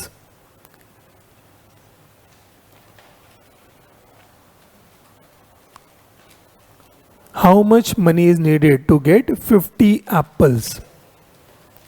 तो बताओ 10 रुपए के अगर 20 एप्पल हैं तो 50 एप्पल कितने रुपए चाहिए होंगे, कितने 25। पर निकालें कैसे, अगर प्रोपोर्शन में आए तो मैंने कहा जी जो रिलेशन 10 का 20 एप्पल के साथ है, बस इंपॉर्टेंट पहले हैं रुपए फिर है एप्पल। अब मुझे पहले क्या चाहिए, रुपए मुझे नहीं पता, मैंने कहा वो नए रुपए का होगा किसके साथ, 50 एप्पल के साथ। तो अब मुझे थर्ड टर्म निकालनी है, तो थर्ड टर्म कैसे निकालूं, मैंने कहा product of extreme term 10 into में 50 would be equal to 20x। तो अगर मुझे x चाहिए डिवाइड बाय 20 मैंने किया, बताओ जी कितना आ रहा है, 25 रुपये जो है ये आपका आ जाएगा। कितना आ जाएगा जी, 25 रुपये जो है ये आपका आ जाएगा। ठीक है जी, लो जी आराम से चेक करो क्या ये बिज़नेस में काम आएगा कि नहीं आएगा। हर चीज़ मेरे बिज़नेस में जो है काम आनी, हर चीज़ हम पढ़ा रहे हैं। आपका सब्जेक्ट कहने को क्वांटिटेटिव एप्टीट्यूड, पर उसमें सेक्शन कौन सा है, बिजनेस मैथमेटिक्स। तो जो भी चीज़ पढ़ रहे हैं, रेशो क्या मेरे बिजनेस में काम आएगी, बिल्कुल। क्या प्रपोर्शन मेरे बिजनेस में काम आता है, ये सब चीज़ें बिजनेस में काम जो है मेरी आ जाती है। ठीक है जी, आई होप यहाँ तक सारा ठीक चल रहा है। ऑनलाइन बच्चा कह रहे हैं सर ऊपर आपने जो 5th प्रॉपर्टी कराई थी सर इसका आंसर नहीं आ रहा, 5th प्रॉपर्टी आपका ये आंसर नहीं आ रहा। हाँ जी चेक करो, हमने कहा 1/2 इक्वल टू 3/6, ये तो मैंने लिख कर दिया था आपको मेरा बच्चा। तो चेक करो ये आपको गिवन है 1/2 इक्वल टू 3/6। तो यहाँ पर ए कितना है, ऐसे मान लो 1, बी कितना है 2, सी कितना है 3, डी कितना है 6।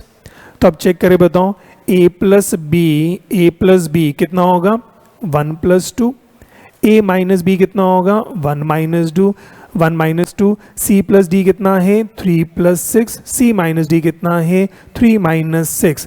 तो भाई चेक करें 1 + 2 कितना होता है 3, 1 - 2 कितना होता है -1, 3 + 6 कितना होता है 9, 3 - 6 कितना होता है -3। जरा इसको डिवाइड करके चेक करो, -3 आ रहा होगा, डिवाइड करके चेक करें -3 जो है आ रहा होगा। ठीक है जी ऑनलाइन वाले बच्चों, आई होप क्या ये बात क्लियर है। चलो जी और आगे बढ़ जाए। चलो जी तो भाई चेक करें प्रोपोर्शन, इसमें किसी को कोई भी डाउट हो, सारा ठीक चल रहा है। चलो जी और आज के लास्ट टॉपिक पर आ जाते हैं।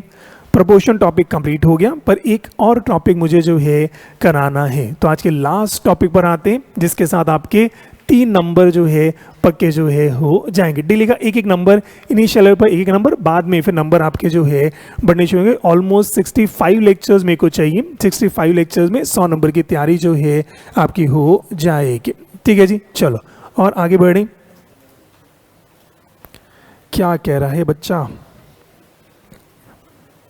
हाँ बेटा कहाँ पर दिक्कत आ रही है, मेरे हिसाब से आपने केस 5 पूछा था, 5 मैंने जो है बता दिया है, चीज़ सिंपल है। अच्छा, आप कह रहे हैं सर क्या इसको -3/1 लिख सकते हैं? हाँ, -3/1 लिख सकते हो, उसमें कोई फ़र्क जो है नहीं पड़ता। ठीक है, चलो और आगे बढ़ते हैं। चलो जी, अब अगला टॉपिक वेरी वेरी इंपॉर्टेंट करें जी, units of measurement. Units of measurement.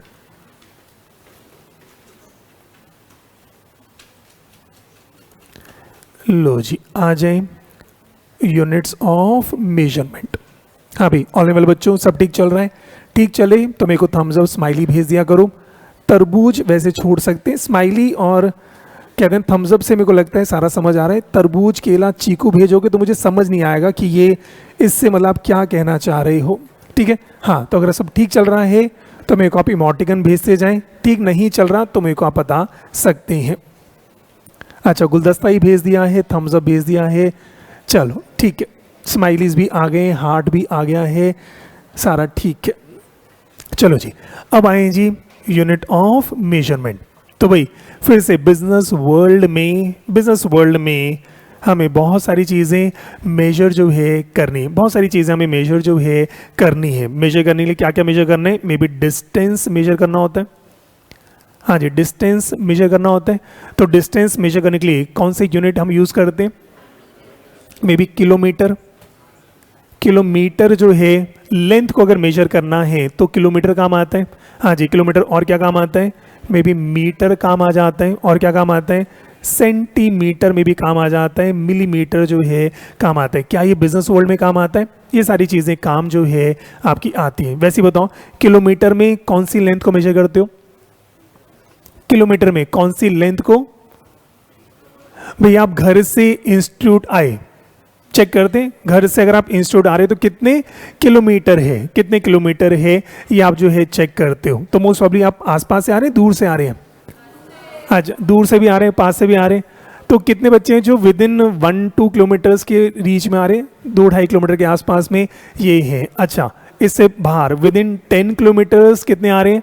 अच्छा, बहुत सारे बच्चे with in a radius of 10 kilometre जो है आ रहे हैं। अच्छा, 10 के बियॉन्ड कोई आ रहा है?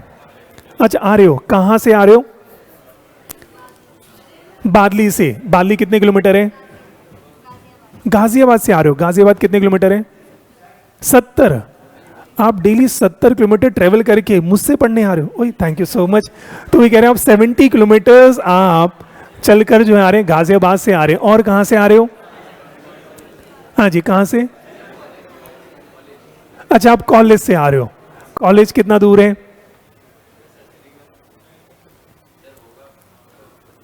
15-20 किलोमीटर। अच्छा, कॉलेज के बाद फिर सीधा यहाँ जो है आ रहे हैं। ऑनलाइन बच्चा कह रहे हैं हम द्वारका से हैं।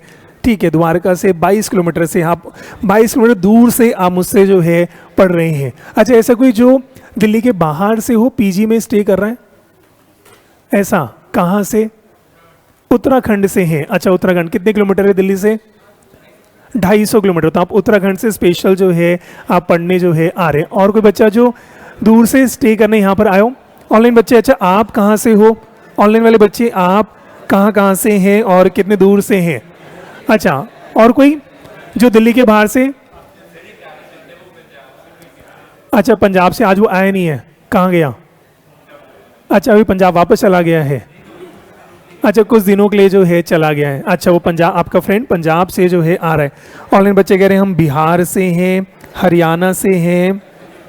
अच्छा, हरियाणा से हैं, पंजाब से हैं, जम्मू से। अच्छा, ऑनलाइन बच्चे जम्मू से जो है मुझसे पढ़ रहे हैं। हाँ, अलग अलग बच्चे बाहर तो बहुत। रोहतक से हैं, ठीक है, वाराणसी से हैं, रेवाड़ी से हैं, लुधियाना से हैं, इलाहाबाद से हैं, अंडमान से। होना नहीं चाहिए, आप एक्स्ट्रा लिख रहे होगे। हाँ, एक बच्चा कह रहा है पाकिस्तान से हूँ। हाँ, काठमांडू से हैं, काठमांडू से आते हैं, उत्तर प्रदेश से हैं। हाँ, तो बहुत सारे बच्चे अलग अलग जगह से जो है आ रहे हैं। ठीक है, तो एनीवेज डिस्टेंस की बात करें तो अगर मुझे डिस्टेंस चेक करना हो तो किससे? फाजिल्का से भी आए हुए हैं। ठीक है, नोएडा से हैं, अलग अलग जगह से जो है आते। इस बार नेपाल से कोई नहीं आया, नेपाल से कोई बच्चा, ऑफलाइन ऑफलाइन ऑनलाइन, नेपाल से कोई बच्चा इस बार हो? अच्छा हाँ, काठमांडू आ गया था, ठीक है, काठमांडू तो आ गया था, नेपाल से जो है आ गए, तो इस बार नेपाल से ऑफलाइन कोई नहीं आया। अच्छा इस बार अरुणाचल प्रदेश से, अरुणाचल प्रदेश, नागालैंड, वहाँ से इस बार बच्चे आए कि नहीं आए हैं? हरिद्वार से हैं, ठीक है, हरिद्वार से आ रहे हैं। कुछ नाम तो मुझे समझ नहीं आ रहे, स्टेट साथ में लिख दिया करो तो इजी जो है मेरे लिए हो जाएगा। हाँ कुछ नाम में पढ़ नहीं पाता तो स्टेट के साथ जो है आ रहा है। अच्छा इस बार दुबई से कोई बच्चा है या इस वाले बैच में नहीं है? इस बार दुबई यूएई से कोई बच्चा, मोरांग नेपाल, मोरांग मैंने सही बोला, हाँ नेपाल से हैं, अलग अलग जगह से जो है आ रहे हैं, ठीक है।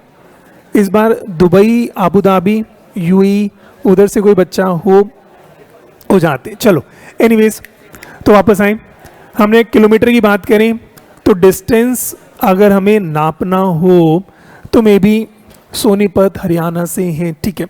चलो फिर मीटर की बात करें, कपड़ा, तुम कपड़ा ही बेच लो, मीटर में और भी कुछ नाप सकते हो या सिर्फ कपड़ा ही नापता है? हाइट, हाइट नॉर्मली सेंटीमीटर में तो हो जाती, मीटर में हाइट नॉर्मली नहीं होता। चलो मीटर में आप कपड़ा ही नापते रहो, ठीक है, ठीक है।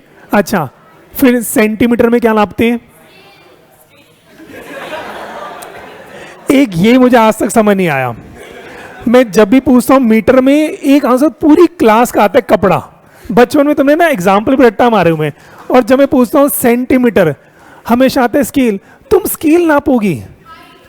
हाँ मतलब तुम स्केल, एक स्केल से दूसरा स्केल नाप रही है, स्केल क्यों, कोई स्केल कैसे नापेगा? स्केल से आप कुछ नापते हो, आप स्केल से स्केल को नहीं नापते हो, ठीक है ना। हाँ तो आप हाइट सेंटीमीटर नाप सकते हैं। मिलीमीटर, मिलीमीटर थिकनेस, थिकनेस कई बार जो है मिलीमीटर थिकनेस जो है, जैसे आपको हम जो किताब देते हैं, किताब में पेपर की थिकनेस, किताब के आगे जो कवर होता है और अंदर का पेपर जो है ना, उसकी थिकनेस से काम जो है चलता है, और उससे कॉस्टिंग प्राइस में बड़ा फर्क जो है आ जाता है। ऐसी अगर वेट की बात करें, हाँ जी वेट की अगर बात करें तो वेट अगर नापना है तो, हाँ जी वेट अगर नापना है केजी या ग्राम या मिलीग्राम या टन या टन, क्विंटल, वो सारी चीज़ें भी जो है आपकी आ जाती। तो अगर मेरे को नापना है तो भाई हम केजी, ग्राम, मिलीग्राम, क्विंटल, टन, इन सब में जो है नाप लेते हैं। तो भाई केजी में क्या नापते हो? वेट। अच्छा और ग्राम में क्या नापते हो? वो भी वेट। अच्छा वो छोटा वेट। अच्छा केजी में बड़ा वेट, ग्राम में छोटा वेट, एमजी में बहुत छोटू वेट, टन में बड़ा वेट। ठीक, गॉट इट, बहुत ही प्यारे बच्चे हैं। हाँ केजी में आपका वेट, धरती पे आप कितना बोझ लेके चल रहे हो, आपका वेट नॉर्मली केजी में आता है। ग्राम में सोने का वेट, ठीक है, गोल्ड। पनीर, हाँ पनीर, आलू प्याज, हाँ आलू प्याज टमाटर ये भी केजी में होता है, ग्राम में सोने का वेट हो सकता है। मिलीग्राम, मेडिसिन नॉर्मली मिलीग्राम में जो है आ जाती है, और इवन आपका गोल्ड भी मिलीग्राम में, डायमंड ये सब मिलीग्राम में जो है आ जाता है। टन्स के अंदर मशीन्स, मशीन टन्स में जो है आपकी जो है आ जाती है, और इसी के साथ लीटर्स, किलोलीटर, मिलीलीटर, लीट आपका जो है ये सारी चीज़ें जो है आ जाती है। क्या ये बिजनेस वर्ल्ड में काम आएगा कि नहीं आएगा? आता है। क्या ये बिजनेस वर्ल्ड में काम आता है? हर चीज़ काम जो है आ जाती है। तो लो जी इसी को चेक करें, तो इसका एक तरीका पता होगा आपको, पर इसको फिर से जो है हम याद कर लेते हैं। तो लो जी चेक करें, हाँ जी। तो भाई इसी की बात करें तो अगर अपने को याद करना है तो एक सिस्टम जो मेरे को लगता है, मैं इसको लिख देता हूँ KBC मोड, याद करने के लिए। हाँ जी लो जी, याद करने के लिए यूनिट ऑफ मेजरमेंट अगर याद करना हो तो ये सिस्टम याद कर लेना, KBC मोड। इसका मतलब क्या है? आपने कहा K, B, C और M।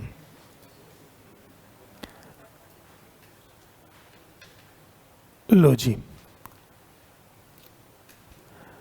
तो भाई चेक करें केबीसी मोड इस पर अगर आ जाए, हाँ जी, तो भाई के स्टैंड्स फॉर किलो, बी स्टैंड्स फॉर बेस, बेस का मतलब क्या, हमने कहा मीटर, मीटर का किलोमीटर हो जाएगा, सेंटीमीटर हो जाएगा, मिलीमीटर हो जाएगा, तो एक बेस क्या है मीटर, ऐसे ही बेस क्या है ग्राम, किलोग्राम, सेंटीग्राम, मिलीग्राम, ऐसा जो है हो जाएगा। बेस मेरा क्या है लीटर, तो किलो लीटर, मिलीलीटर, सेंटीलीटर, ये सारी चीज़ें जो है आ जाती है। ठीक है, तो हमने कहा एक तो किलो की बात करते हैं, एक बेस की बात करते हैं। सी स्टैंड्स फॉर सेंटी और M stands for milli, M stands for milli. ठीक है जी, तो भाई अगर मेरे को किलो से बेस पर जाना है, किलो से अगर मुझे बेस पर जाना है तो 1000 से मल्टीप्लाई जो है करना होगा। जैसे मैंने कहा 1 किलोमीटर इज इक्वल टू, जब भी किलो आ जाए, जब भी किलो आ जाए तो मुझे क्या करना है 1000 से मल्टीप्लाई। किलो का मतलब क्या होता है 1000, बस ऐसे याद करो, किलो का मतलब क्या है 1000, तो ये क्या हो जाएगा 1000 मीटर। अगर मैंने कहा 1 किलोग्राम, किलो का मतलब क्या है 1000 ग्राम। क्या ये बात समझ आती है? तो हमने कहा 1 किलोमीटर, तो मीटर क्या है, ये मेरा बेस है, ग्राम मेरा क्या है बेस है, किलो का मतलब क्या है 1000। ठीक है, ऐसे ही अगर मुझे बेस से सेंटी पर जाना हो, बेस से अगर सेंटी पर जाना है, एक जीरो कम कर दो, यहाँ पे कर दो 100, ऊपर क्या आता 1000, अब क्या रहेगा एक कम 100। इसका मतलब अगर मैं पूछूं 1 मीटर इक्वल टू कितने सेंटीमीटर, 1 मीटर इक्वल टू कितने सेंटीमीटर, हमने कहा 100। ठीक है जी, 1 मीटर इक्वल टू कितने सेंटीमीटर, कितना हो गया जी 100। मीटर सेंटी पे जाना है तो 100 से मल्टीप्लाई जो है करना है। ठीक है, और ऐसे ही मैंने कहा अगर सेंटी से मिली पर जाएंगे, एक जीरो और कम कर दो, कितना हो गया 10। तो मैंने कहा अगर 1 सेंटीमीटर इक्वल टू कितने मिलीमीटर होगा, कितना होगा 10, तो भाई कितना होगा 10। ठीक है, तो एक बेस ये ध्यान रखना, तो मैंने कहा केबीसी मोड याद रखना, किलो से बेस पर जाना है 1000 से मल्टीप्लाई, बेस से सेंटी पर जाना है 100 से मल्टीप्लाई, सेंटी से मिली पर जाना है 10 से मल्टीप्लाई जो है करना है। ठीक है, और अगर उल्टा चलना है, अगर मिली से सेंटी पर जाना है 10 से डिवाइड कर देना, सेंटी से बेस पर जाना है 100 से डिवाइड कर देना, बेस से किलो पर जाना है तो क्या करना 1000 से डिवाइड जो है आप कर दीजिएगा। क्या ये बात समझ आती है? तो लो जी चेक करें, अगर मैं आपसे पूछूं, लो जी अगर मैं वही आपसे पूछूं सिंपल सा इक्वेशन, मैंने कहा 1 किलोग्राम, हाँ जी 1 किलोग्राम, अगर किलोग्राम से मुझे ग्राम पर जाना है, या एक बार किलोमीटर कर देता हूँ आपके लिए ईजी रहेगा, 1 किलोमीटर, बताओ जी कितने मीटर होगा 1000, कितने मीटर होगा जी 1000। अगर मैं पूछूं 1 किलोमीटर कितने सेंटीमीटर होगा, तो भाई अब क्या करना है स्टेप बाय स्टेप, किलो से अब मुझे अगर सेंटी तक जाना है तो पहले 3 जीरो, 1 2 3, फिर 100 से मल्टीप्लाई 2 जीरो, ये मेरा आंसर जो है आ जाएगा। तो अगर मुझे किलो से बेस पर जाना है तो 3 जीरो, किलो से अगर सेंटी पर जाना है तो दोनों स्टेप, किलो से बेस पर आया, बेस से सेंटी पर आया, और अगर मुझे किलो से मिली पर जाना है, मैंने कितने मिलीमीटर होगा, तो मुझे क्या करना है, मेरे को किलो से अगर मिली पर जाना है, पहले किलो से बेस पर जाओ 1000 से मल्टीप्लाई, बेस से सेंटी पर जाओ 100 से मल्टीप्लाई, सेंटी से मिली पर जाओ 1 जीरो और, तो आपने अगर ये किया, ये कितना आ गया 10 लाख मिलीमीटर जो है आ जाएगा। क्या ये बात समझ आती है?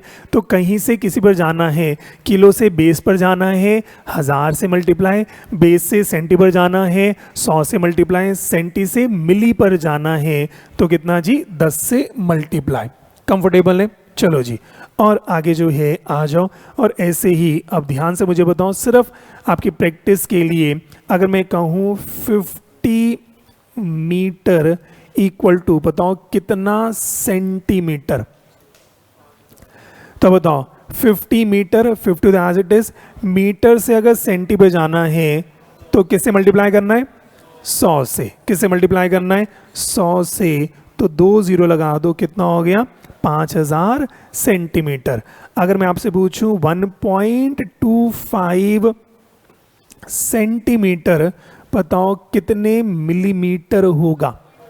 हाँ जी, सेंटीमीटर से मिली पर जाना है, किससे मल्टीप्लाई करना है? 10 से। तो जरा इसको 10 से मल्टीप्लाई करो, कितना आएगा? 12.5 जो है ये आपका जो है आ जाएगा।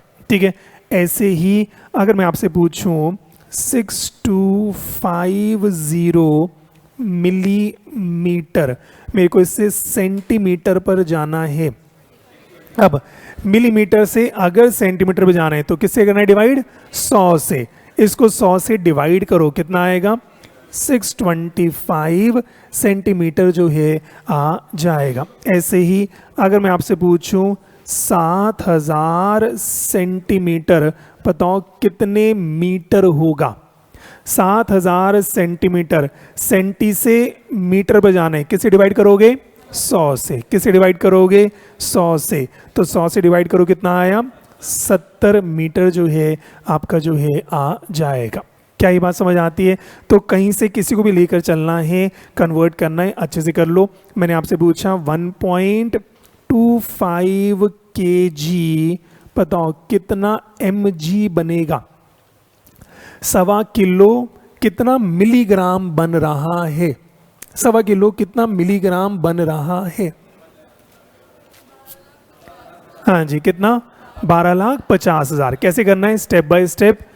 किलो से मिली पर जाना है, पहले किलो से बेस पर जाओ, किससे मल्टीप्लाई करोगे? 1000 से। कितना आएगा? 1250। पहले किलो से बेस पर जाएंगे, किससे मल्टीप्लाई करना है? कैलकुलेटर पे करो, पहले 1000 से, 1000 से मल्टीप्लाई करना। अब मुझे बेस पर नहीं जाना, मुझे उसके बाद फिर सेंटी पर जाना है, 2 जीरो और मल्टीप्लाई करो, तो ये क्या होगा? सेंटीग्राम। उसके बाद मुझे मिलीग्राम तक जाना है, फिर 10 से और मल्टीप्लाई कर दो, एक 10 से और मल्टीप्लाई करा तो ये कितना आ गया? 12,50,000 मिलीग्राम जो है ये आपका जो है आ जाएगा।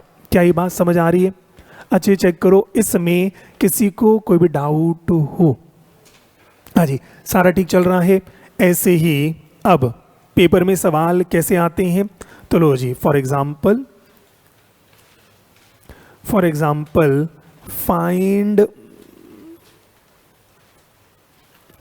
find the ratio of the following. Find the ratio of the following. बताएं जी। मैंने कहा केस 1, मैंने कहा 4 kg एंड 20 ग्राम। 4 kg और 20 ग्राम में क्या रिलेशन है? 4 kg और 20 ग्राम में क्या रिलेशन है? हाँ जी, तो भाई चेक करें। अब क्या करना है? एक है किलोग्राम, एक है ग्राम। दोनों को या तो किलोग्राम में ले आओ या दोनों को ग्राम में ले आओ। बेटर कौन सा है? दोनों को किलोग्राम में लाए या दोनों ग्राम में? ग्राम। मल्टीप्लाई करना इजी होता है। तो 4 kg कितने ग्राम होगा? 4000 ग्राम, और 20 ग्राम 20 ग्राम। सॉल्व करके बताओ कितना? 200:1। आपका आंसर जो है आ गया। ऐसे ही चेक करो केस 2 मैंने कहा जी 2.5 किलोमीटर एंड 15,000 मिलीमीटर। अब एक है किलोमीटर, एक है मिलीमीटर। एक है किलोमीटर, एक है मिलीमीटर। दोनों क्या करो? मिलीमीटर में कन्वर्ट करो। मिलीमीटर में कन्वर्ट करें तो 2.5 किलोमीटर पहले 1000 से मल्टीप्लाई 2500, ये क्या हुआ मीटर, मीटर के बाद सेंटीमीटर में कितने जीरो और 2 जीरो और ये हो गया सेंटीमीटर। फिर मिलीमीटर पे जाना है 1 जीरो और इस टू 15,000। तो ये चेक करो 25 लाख डिवाइड बाय 15,000, बताओ कितना आ रहा है 166.6 बार इज टू 1। पेपर में इसकी जगह क्या गिवन होगा, वही सेम ऑप्शन ए चेक करो, कह रहे हैं 200:3। ऑप्शन बी कह रहे हैं 600:9। ऑप्शन सी कह रहे हैं 500:3। ऑप्शन डी कह रहे हैं 400:3। Answer is C. कर लोगे, आपके 3 नंबर पक्के होते हुए, है ना, आपके 3 नंबर जो है पक्के होते हुए आराम आराम से चेक कर लें तो आपका आंसर जो है आ जाएगा। ठीक है जी, और आगे बढ़ें। फिर आए केस 3। लो जी, फिर आ जाओ केस 3। कह रहे हैं 35 centimetre and 25 millimetre. 25 centimetre 35 centimetre मैंने गलत लिखवा दिया, एक मिनट रुक जाओ, ये मैंने गलत लिखवा दिया। 35 सेंटीमीटर एंड कौन सा केस करवा रहा हूं,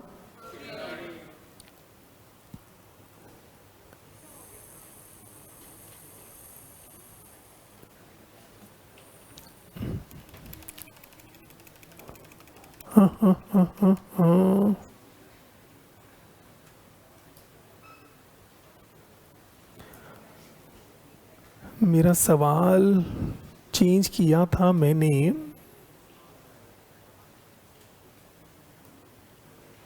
हाँ इसको चेंज कर लेते हैं 35, हाँ जी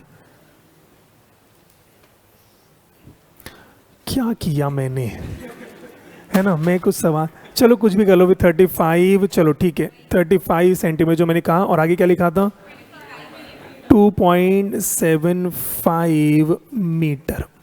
चलो 35 सेंटीमीटर एंड 2.75 मीटर। तो भाई 35 सेंटीमीटर एंड 2.75 मीटर। तो बताओ अब दोनों किस में कन्वर्ट करना है, हाँ जी अब सेंटीमीटर में कन्वर्ट कर लेते हैं।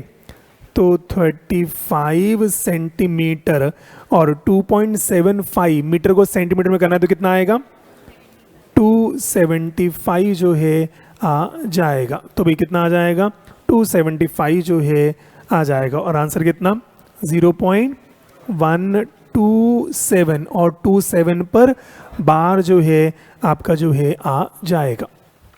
ठीक है जी, तो 0.127 पर बार जो है ये आपका जो है आ जाएगा। ठीक है जी, आई होप यहाँ तक सारा ठीक चल रहा है। चलो जी, उसके बाद थोड़ा सा और देख लें। लो जी, other popular units of measurement. लो जी, 2-3 और यूनिट ऑफ मेजरमेंट जो है चेक कर लेते हैं। Other popular unit of measurement, तो पहला तो क्या है 1 टन। पता है जी 1 टन कितना होता है 1000 kg, हाँ जी, और 1 क्विंटल, हाँ जी 1 क्विंटल 100 kg, हाँ जी 1 क्विंटल 100 kg। उसके बाद 1 डजन कितना 12 यूनिट्स, 12 पीसेस, 12 यूनिट्स और 1 gross, 1 gross is equal to 12 dozen, equal to कितना हो गया 144 यूनिट्स।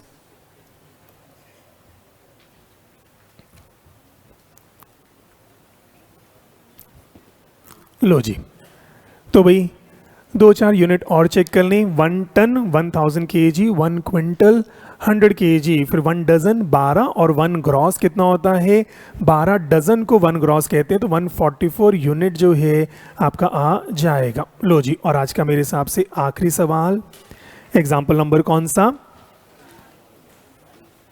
एग्जाम्पल नंबर कौन सा जाएगा ये 5, ये एग्जाम्पल नंबर 3, ये एग्जाम्पल नंबर 4 और एग्जाम्पल नंबर 5। चलो जी, एग्जाम्पल नंबर 5 कह रहे हैं find the ratio of, find the ratio of following. लो जी, find the ratio of following. चलो जी, चेक करें। Case 1 3.5 ton and 3.5 ton and 800 kg, 3.5 ton and 800 kg।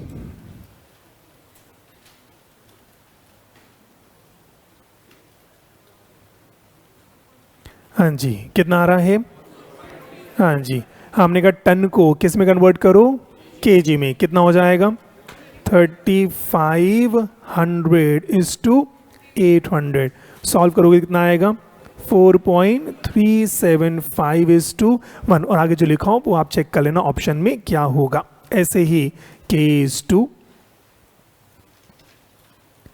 Check करें जी, case 2 6 dozen and 50 pieces, 6 dozen and 50 pieces, 1.44 is to 1, तो 6 dozen pieces में करो तो 6 इंटू में 12 is to 50, तो अगर सॉल्व करो कितना आएगा 1.44 is to 1 जो है आ जाएगा। ऐसे ही हमने कहा केस 3, ऐसे ही केस 3 मैंने कहा 4 gross, 20 dozen and 113 pieces, 4 gross 12 dozen and 133 pieces. Gross को पीसेस में करें तो कितना आएगा 4 इंटू में 12 इंटू में 12, 4 gross 48 dozen multiply by 12 is to dozen 20 into में 12, इतने पीसेस, और ये कितना 113, तो कितना आएगा 576 इज टू 240 इज टू 113, ये लोएस्ट फॉर्म जो है आ जाएगा। ठीक है जी, लो जी आराम से चेक करो, इसमें किसी को कोई भी डाउट हो, सारा अच्छे से हो गया है। चलो तो आज इतना ही अपने को जो है करना है, और आपके पास किताबें पहुंच गई होंगी, है ना। चलो तो आज से अब आपको होमवर्क देना शुरू कर देते हैं। तो भाई चेक करें, आज पढ़ना इतना ही है, पर अभी एक बार आपका होमवर्क जो है मैं चेक करवाना चाहूँगा। तो भाई चेक करें, आपके पास एक प्यारी सी किताब होगी, 3 वॉल्यूम होंगे, जिसमें वॉल्यूम 1 जो है हमने अभी शुरू करा। वॉल्यूम 1 का पहला चैप्टर अभी हम कर रहे हैं, पहले चैप्टर में 4 टॉपिक हैं, कौन कौन से? रेशियो, प्रोपोर्शन, इंडाइसेस और लोगारिथम। तो कल हम कौन सा टॉपिक करेंगे? इंडाइसेस कल अपने को शुरू जो है करना है, ठीक है। फिर सेकंड चैप्टर क्या है? इक्वेशन। इक्वेशन में हम क्या सीखेंगे? Linear equation 1 variable, linear equation 2 variable, linear equation 3 variable, quadratic equation, cubic equation, वो अपने को जो है सीखना है। चैप्टर नंबर 3 क्या है? Linear inequality. ये चैप्टर क्या है? ग्राफ कैसे ड्रॉ करते हैं और कॉमन एरिया कैसे निकालते हैं, वो अपने को सीखना है। फिर चैप्टर नंबर 4, ये मेरा क्या है? Sequence and series, AP series, GP series, वो क्या होता है वो सीखेंगे। और chapter number 5, mathematics for finance, सबसे इंपॉर्टेंट चैप्टर, चैप्टर नंबर 5। इस चैप्टर के लिए हमें 4 चैप्टर जो है पढ़ेंगे। ये सारा एक नंबर, इसमें मान के चलो 3 नंबर, इसके 2 नंबर, इसके मानो 3 नंबर, और इस चैप्टर के 15 नंबर, ठीक है। ये चैप्टर सबसे इंपॉर्टेंट है। इस चैप्टर को कराने के लिए मुझे सारे चैप्टर जो है करने हैं, ठीक है। इसलिए मेरा सबसे important chapter mathematics for finance, जिसमें हमें क्या सीखना है? सिंपल इंटरेस्ट, कंपाउंड इंटरेस्ट, ये सारी चीज़ें जो है सीखनी है।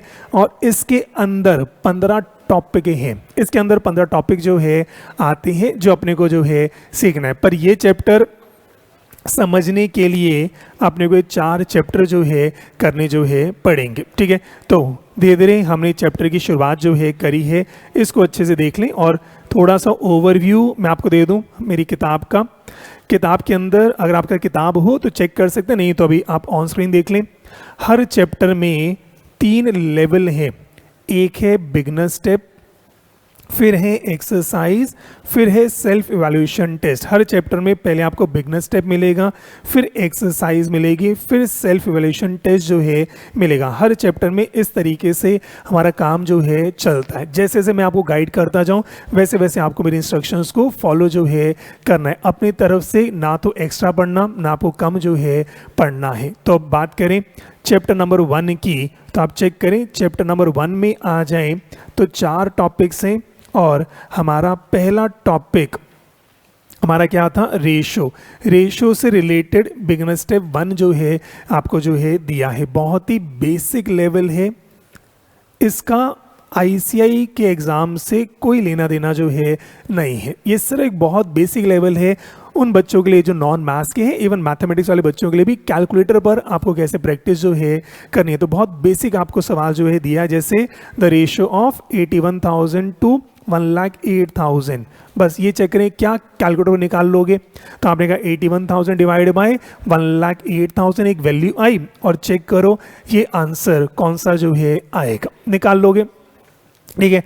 इंपॉर्टेंट है बिगनर स्टेप। क्वेश्चन 1, क्वेश्चन 2 आपके मन में आया सर ये सवाल मैं निकाल तो लिया, सही है कि गलत है? तो इसी पेज के नीचे आप जाओगे, आपको एक मिक्की माउस दिखेगा, एक मिक्की माउस का कैरेक्टर जो है दिखेगा, उसके पीछे कुछ अल्फ़ाबेट डांस कर रहे हैं। तो ये अल्फ़ाबेट को साथ में जो मिक्की माउस के पीछे हैं, तो ये क्या है?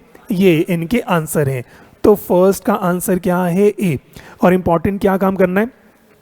पहला सवाल आपने सॉल्व करा और नीचे हाथों चेक किया कि आपका आंसर सही है कि नहीं है। बिगनर स्टेप है, बहुत बेसिक से शुरू करते हैं, तो आप साथ साथ चेक करते जाओगे। फिर उसके बाद दूसरा सवाल आप करोगे, फिर चेक करना आंसर सही है कि नहीं है, नीचे से चेक जो है आपको करना जो है होगा। तो चेक करो, बड़े सिंपल सवाल है। डुप्लीकेट रेशो, ट्रिप्लीकेट रेशो क्या होता है, सब डुप्लीकेट, बहुत बेसिक सवाल जो है ये मैंने आपको जो है दिए हैं। तो ये सारे सवाल मैंने आपको दिए, और बाद में वही अभी हमने सीखा 1 ग्राम 1 मिलीग्राम का क्या रेशो होगा, इस तरीके से ये आपको सवाल दिए हैं। कितने सवाल हैं? 54। कितने सवाल हैं? 54। पर मेरा ऐसा मानना है ये 10 से 15 मिनट में आप ये सवाल कर ले, तो बहुत बेसिक सवाल हैं। तो 1 मिनट में 4 से 5 सवाल जो है हो जाते, तो 1 मिनट में अगर 4 सवाल हो जाते हैं तो ये 10, 12, 15 मिनट में ये सवाल आपके हो जाएंगे, ठीक है। तो ये सारे के सारे सवाल आज आपको जो है करने होंगे, और जो भी डाउट होते हैं मैं नेक्स्ट डे क्लास में जो है मैं लूँगा। प्लीज़ मुझे व्हाट्सएप मत करना, मैं क्लास में डाउट जो है मैं लेता हूँ। तो आज का ये होमवर्क रहा। ऐसी बिगिनर स्टेप 2 ये किस चीज़ का है? प्रोपोर्शन का। आपको कह रहे हैं फोर्थ प्रपोर्शन निकालना है। फोर्थ प्रपोर्शन मतलब first term, second term, third term और फोर्थ टर्म, क्या आप निकाल लोगे? ऐसे कह रहे हैं थर्ड प्रपोर्शन निकालना है, first term, second term, third term, यहाँ पर आया फोर्थ टर्म, निकाल लोगे। तो वही चेक करें, बिगनर स्टेप 2, फिर से मिक्की माउस है, सारे आपको अल्फ़ाबेट जो है ये आपको सारे गिवन है, और ये सारे के सारे सवाल, ये कितने सवाल हैं?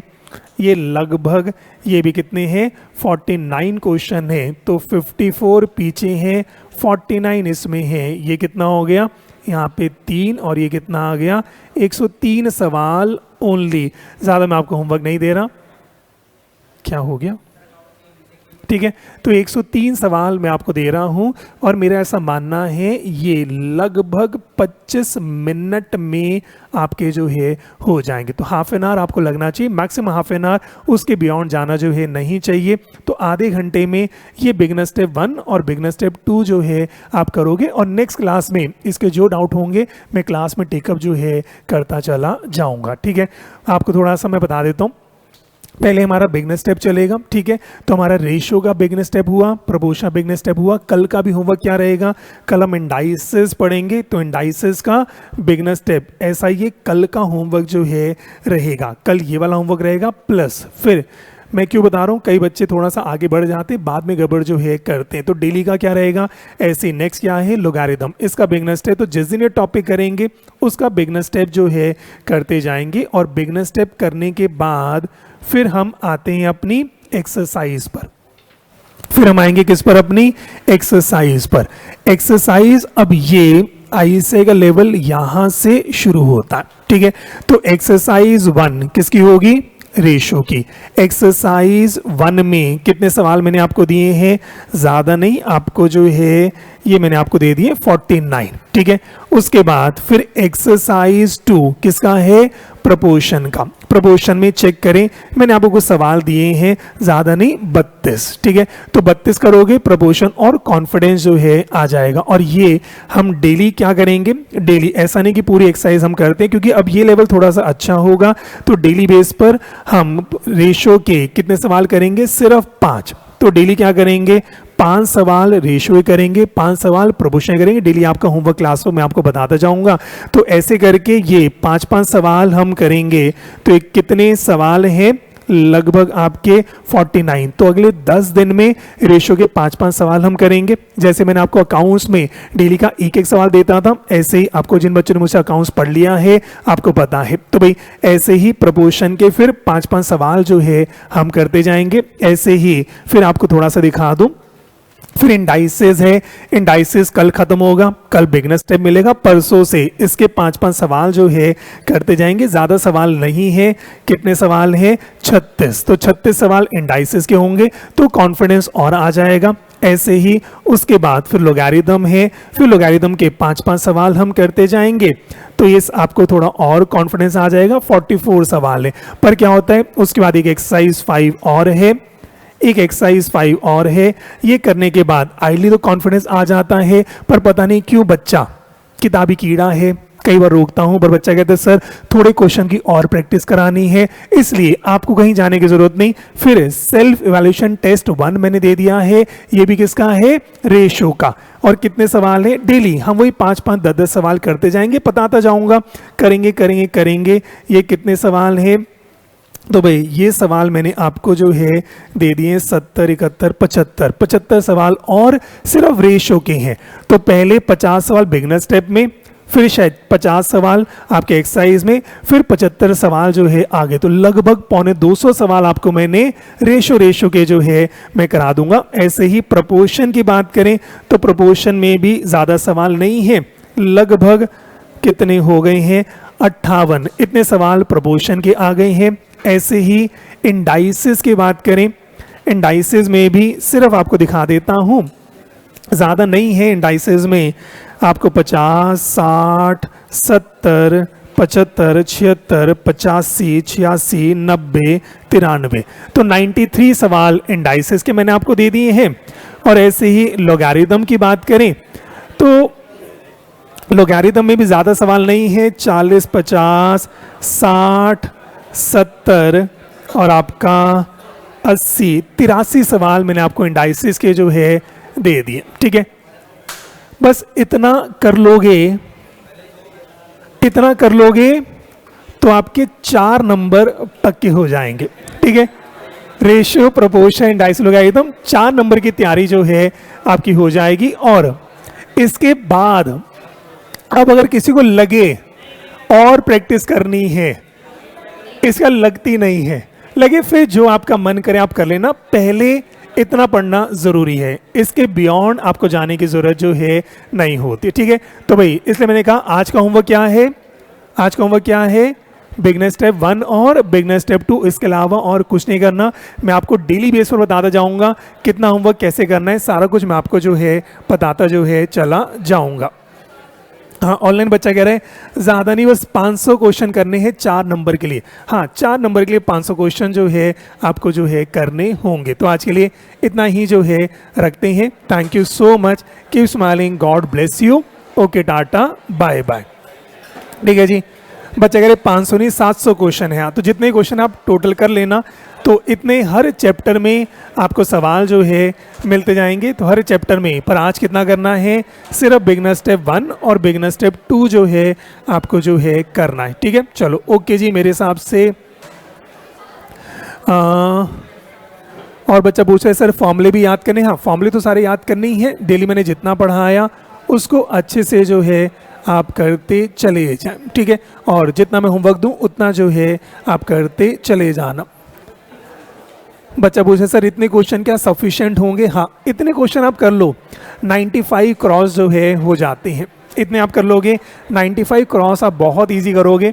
मेरी किताब उस लेवल की है, आप 100 ऑन 100 तक जा सकते हो, पर बात वही है हर 4 नंबर के लिए 500-500 सवाल मैंने आपको दिए हैं। अब आपके ऊपर है आप कितने सवालों की प्रैक्टिस जो है करते हो, इसलिए मैं कहता हूँ 80 तक का टारगेट बना लेना, वो आपके लिए कंफर्टेबल जो है रहता है, ठीक है जी। चलो मेरे हिसाब से सारी बातें हो गई हैं। और बच्चे क्या कह रहे हैं, हाँ बच्चे कह रहे हैं सर आपकी बुक अच्छी है, चलो थैंक यू सो मच।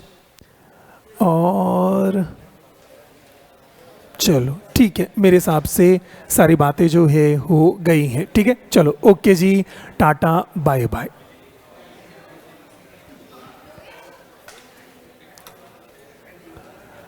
बच्चा कह रहे हैं मेरे को किताबें नहीं मिली, रिसेप्शन पे कॉल कर लो। अकाउंट्स और इकोनॉमिक्स की क्लास कब होंगी, आपका कौन सा अटेम्प्ट है ये मुझे बता दें। जिनका जनवरी अटेम्प्ट है उनकी अकाउंट्स को कंप्लीट हो गई। आपका अगर मई अटेम्प्ट है आपके अकाउंट्स को शुरू करेंगे जब मैथ्स और लॉ कंप्लीट होगा, मोस्ट प्रॉब्ली 1 जनवरी से। हम 2 सब्जेक्ट से शुरू करते हैं, तो जिनका जनवरी अटेम्प्ट है उनका अकाउंट्स को कंप्लीट हो गया, और जिनका मई अटेम्प्ट है आपका अकाउंट्स को शुरू होगा आपका 1 जनवरी से। सर इस संडे अकाउंट्स का टेस्ट है। हाँ, इस संडे आपका अकाउंट्स का वॉल्यूम 3 का टेस्ट रहेगा। मोस्ट वाली वेडनेसडे या थर्सडे को मैं आपकी डाउट क्लास जो है लूँगा, ठीक है। मैं मैसेज डाल दूंगा, वेडनेसडे या थर्सडे आपकी डाउट क्लास रहेगी, इस संडे आपका अकाउंट्स का टेस्ट रहेगा। सर आप क्लास में जो क्वेश्चन कराते हो वो भी 5 बार करने, वो आपके ऊपर है, आप जैसे भी करना चाहें कर सकते हैं। और कोई डाउट रह गया हो,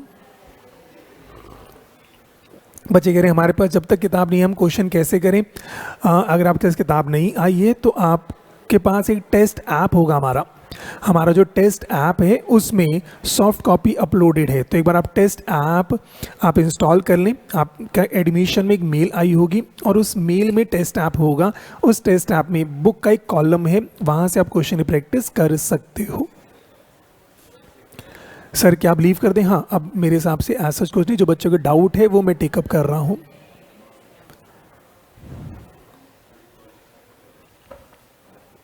सर वॉल्यूम 2 और वॉल्यूम 3 दोनों का टेस्ट है। नहीं, अभी पहले वॉल्यूम 3 का टेस्ट लेंगे, फिर 15 दिन के बाद वॉल्यूम 2 का टेस्ट जो है लेंगे।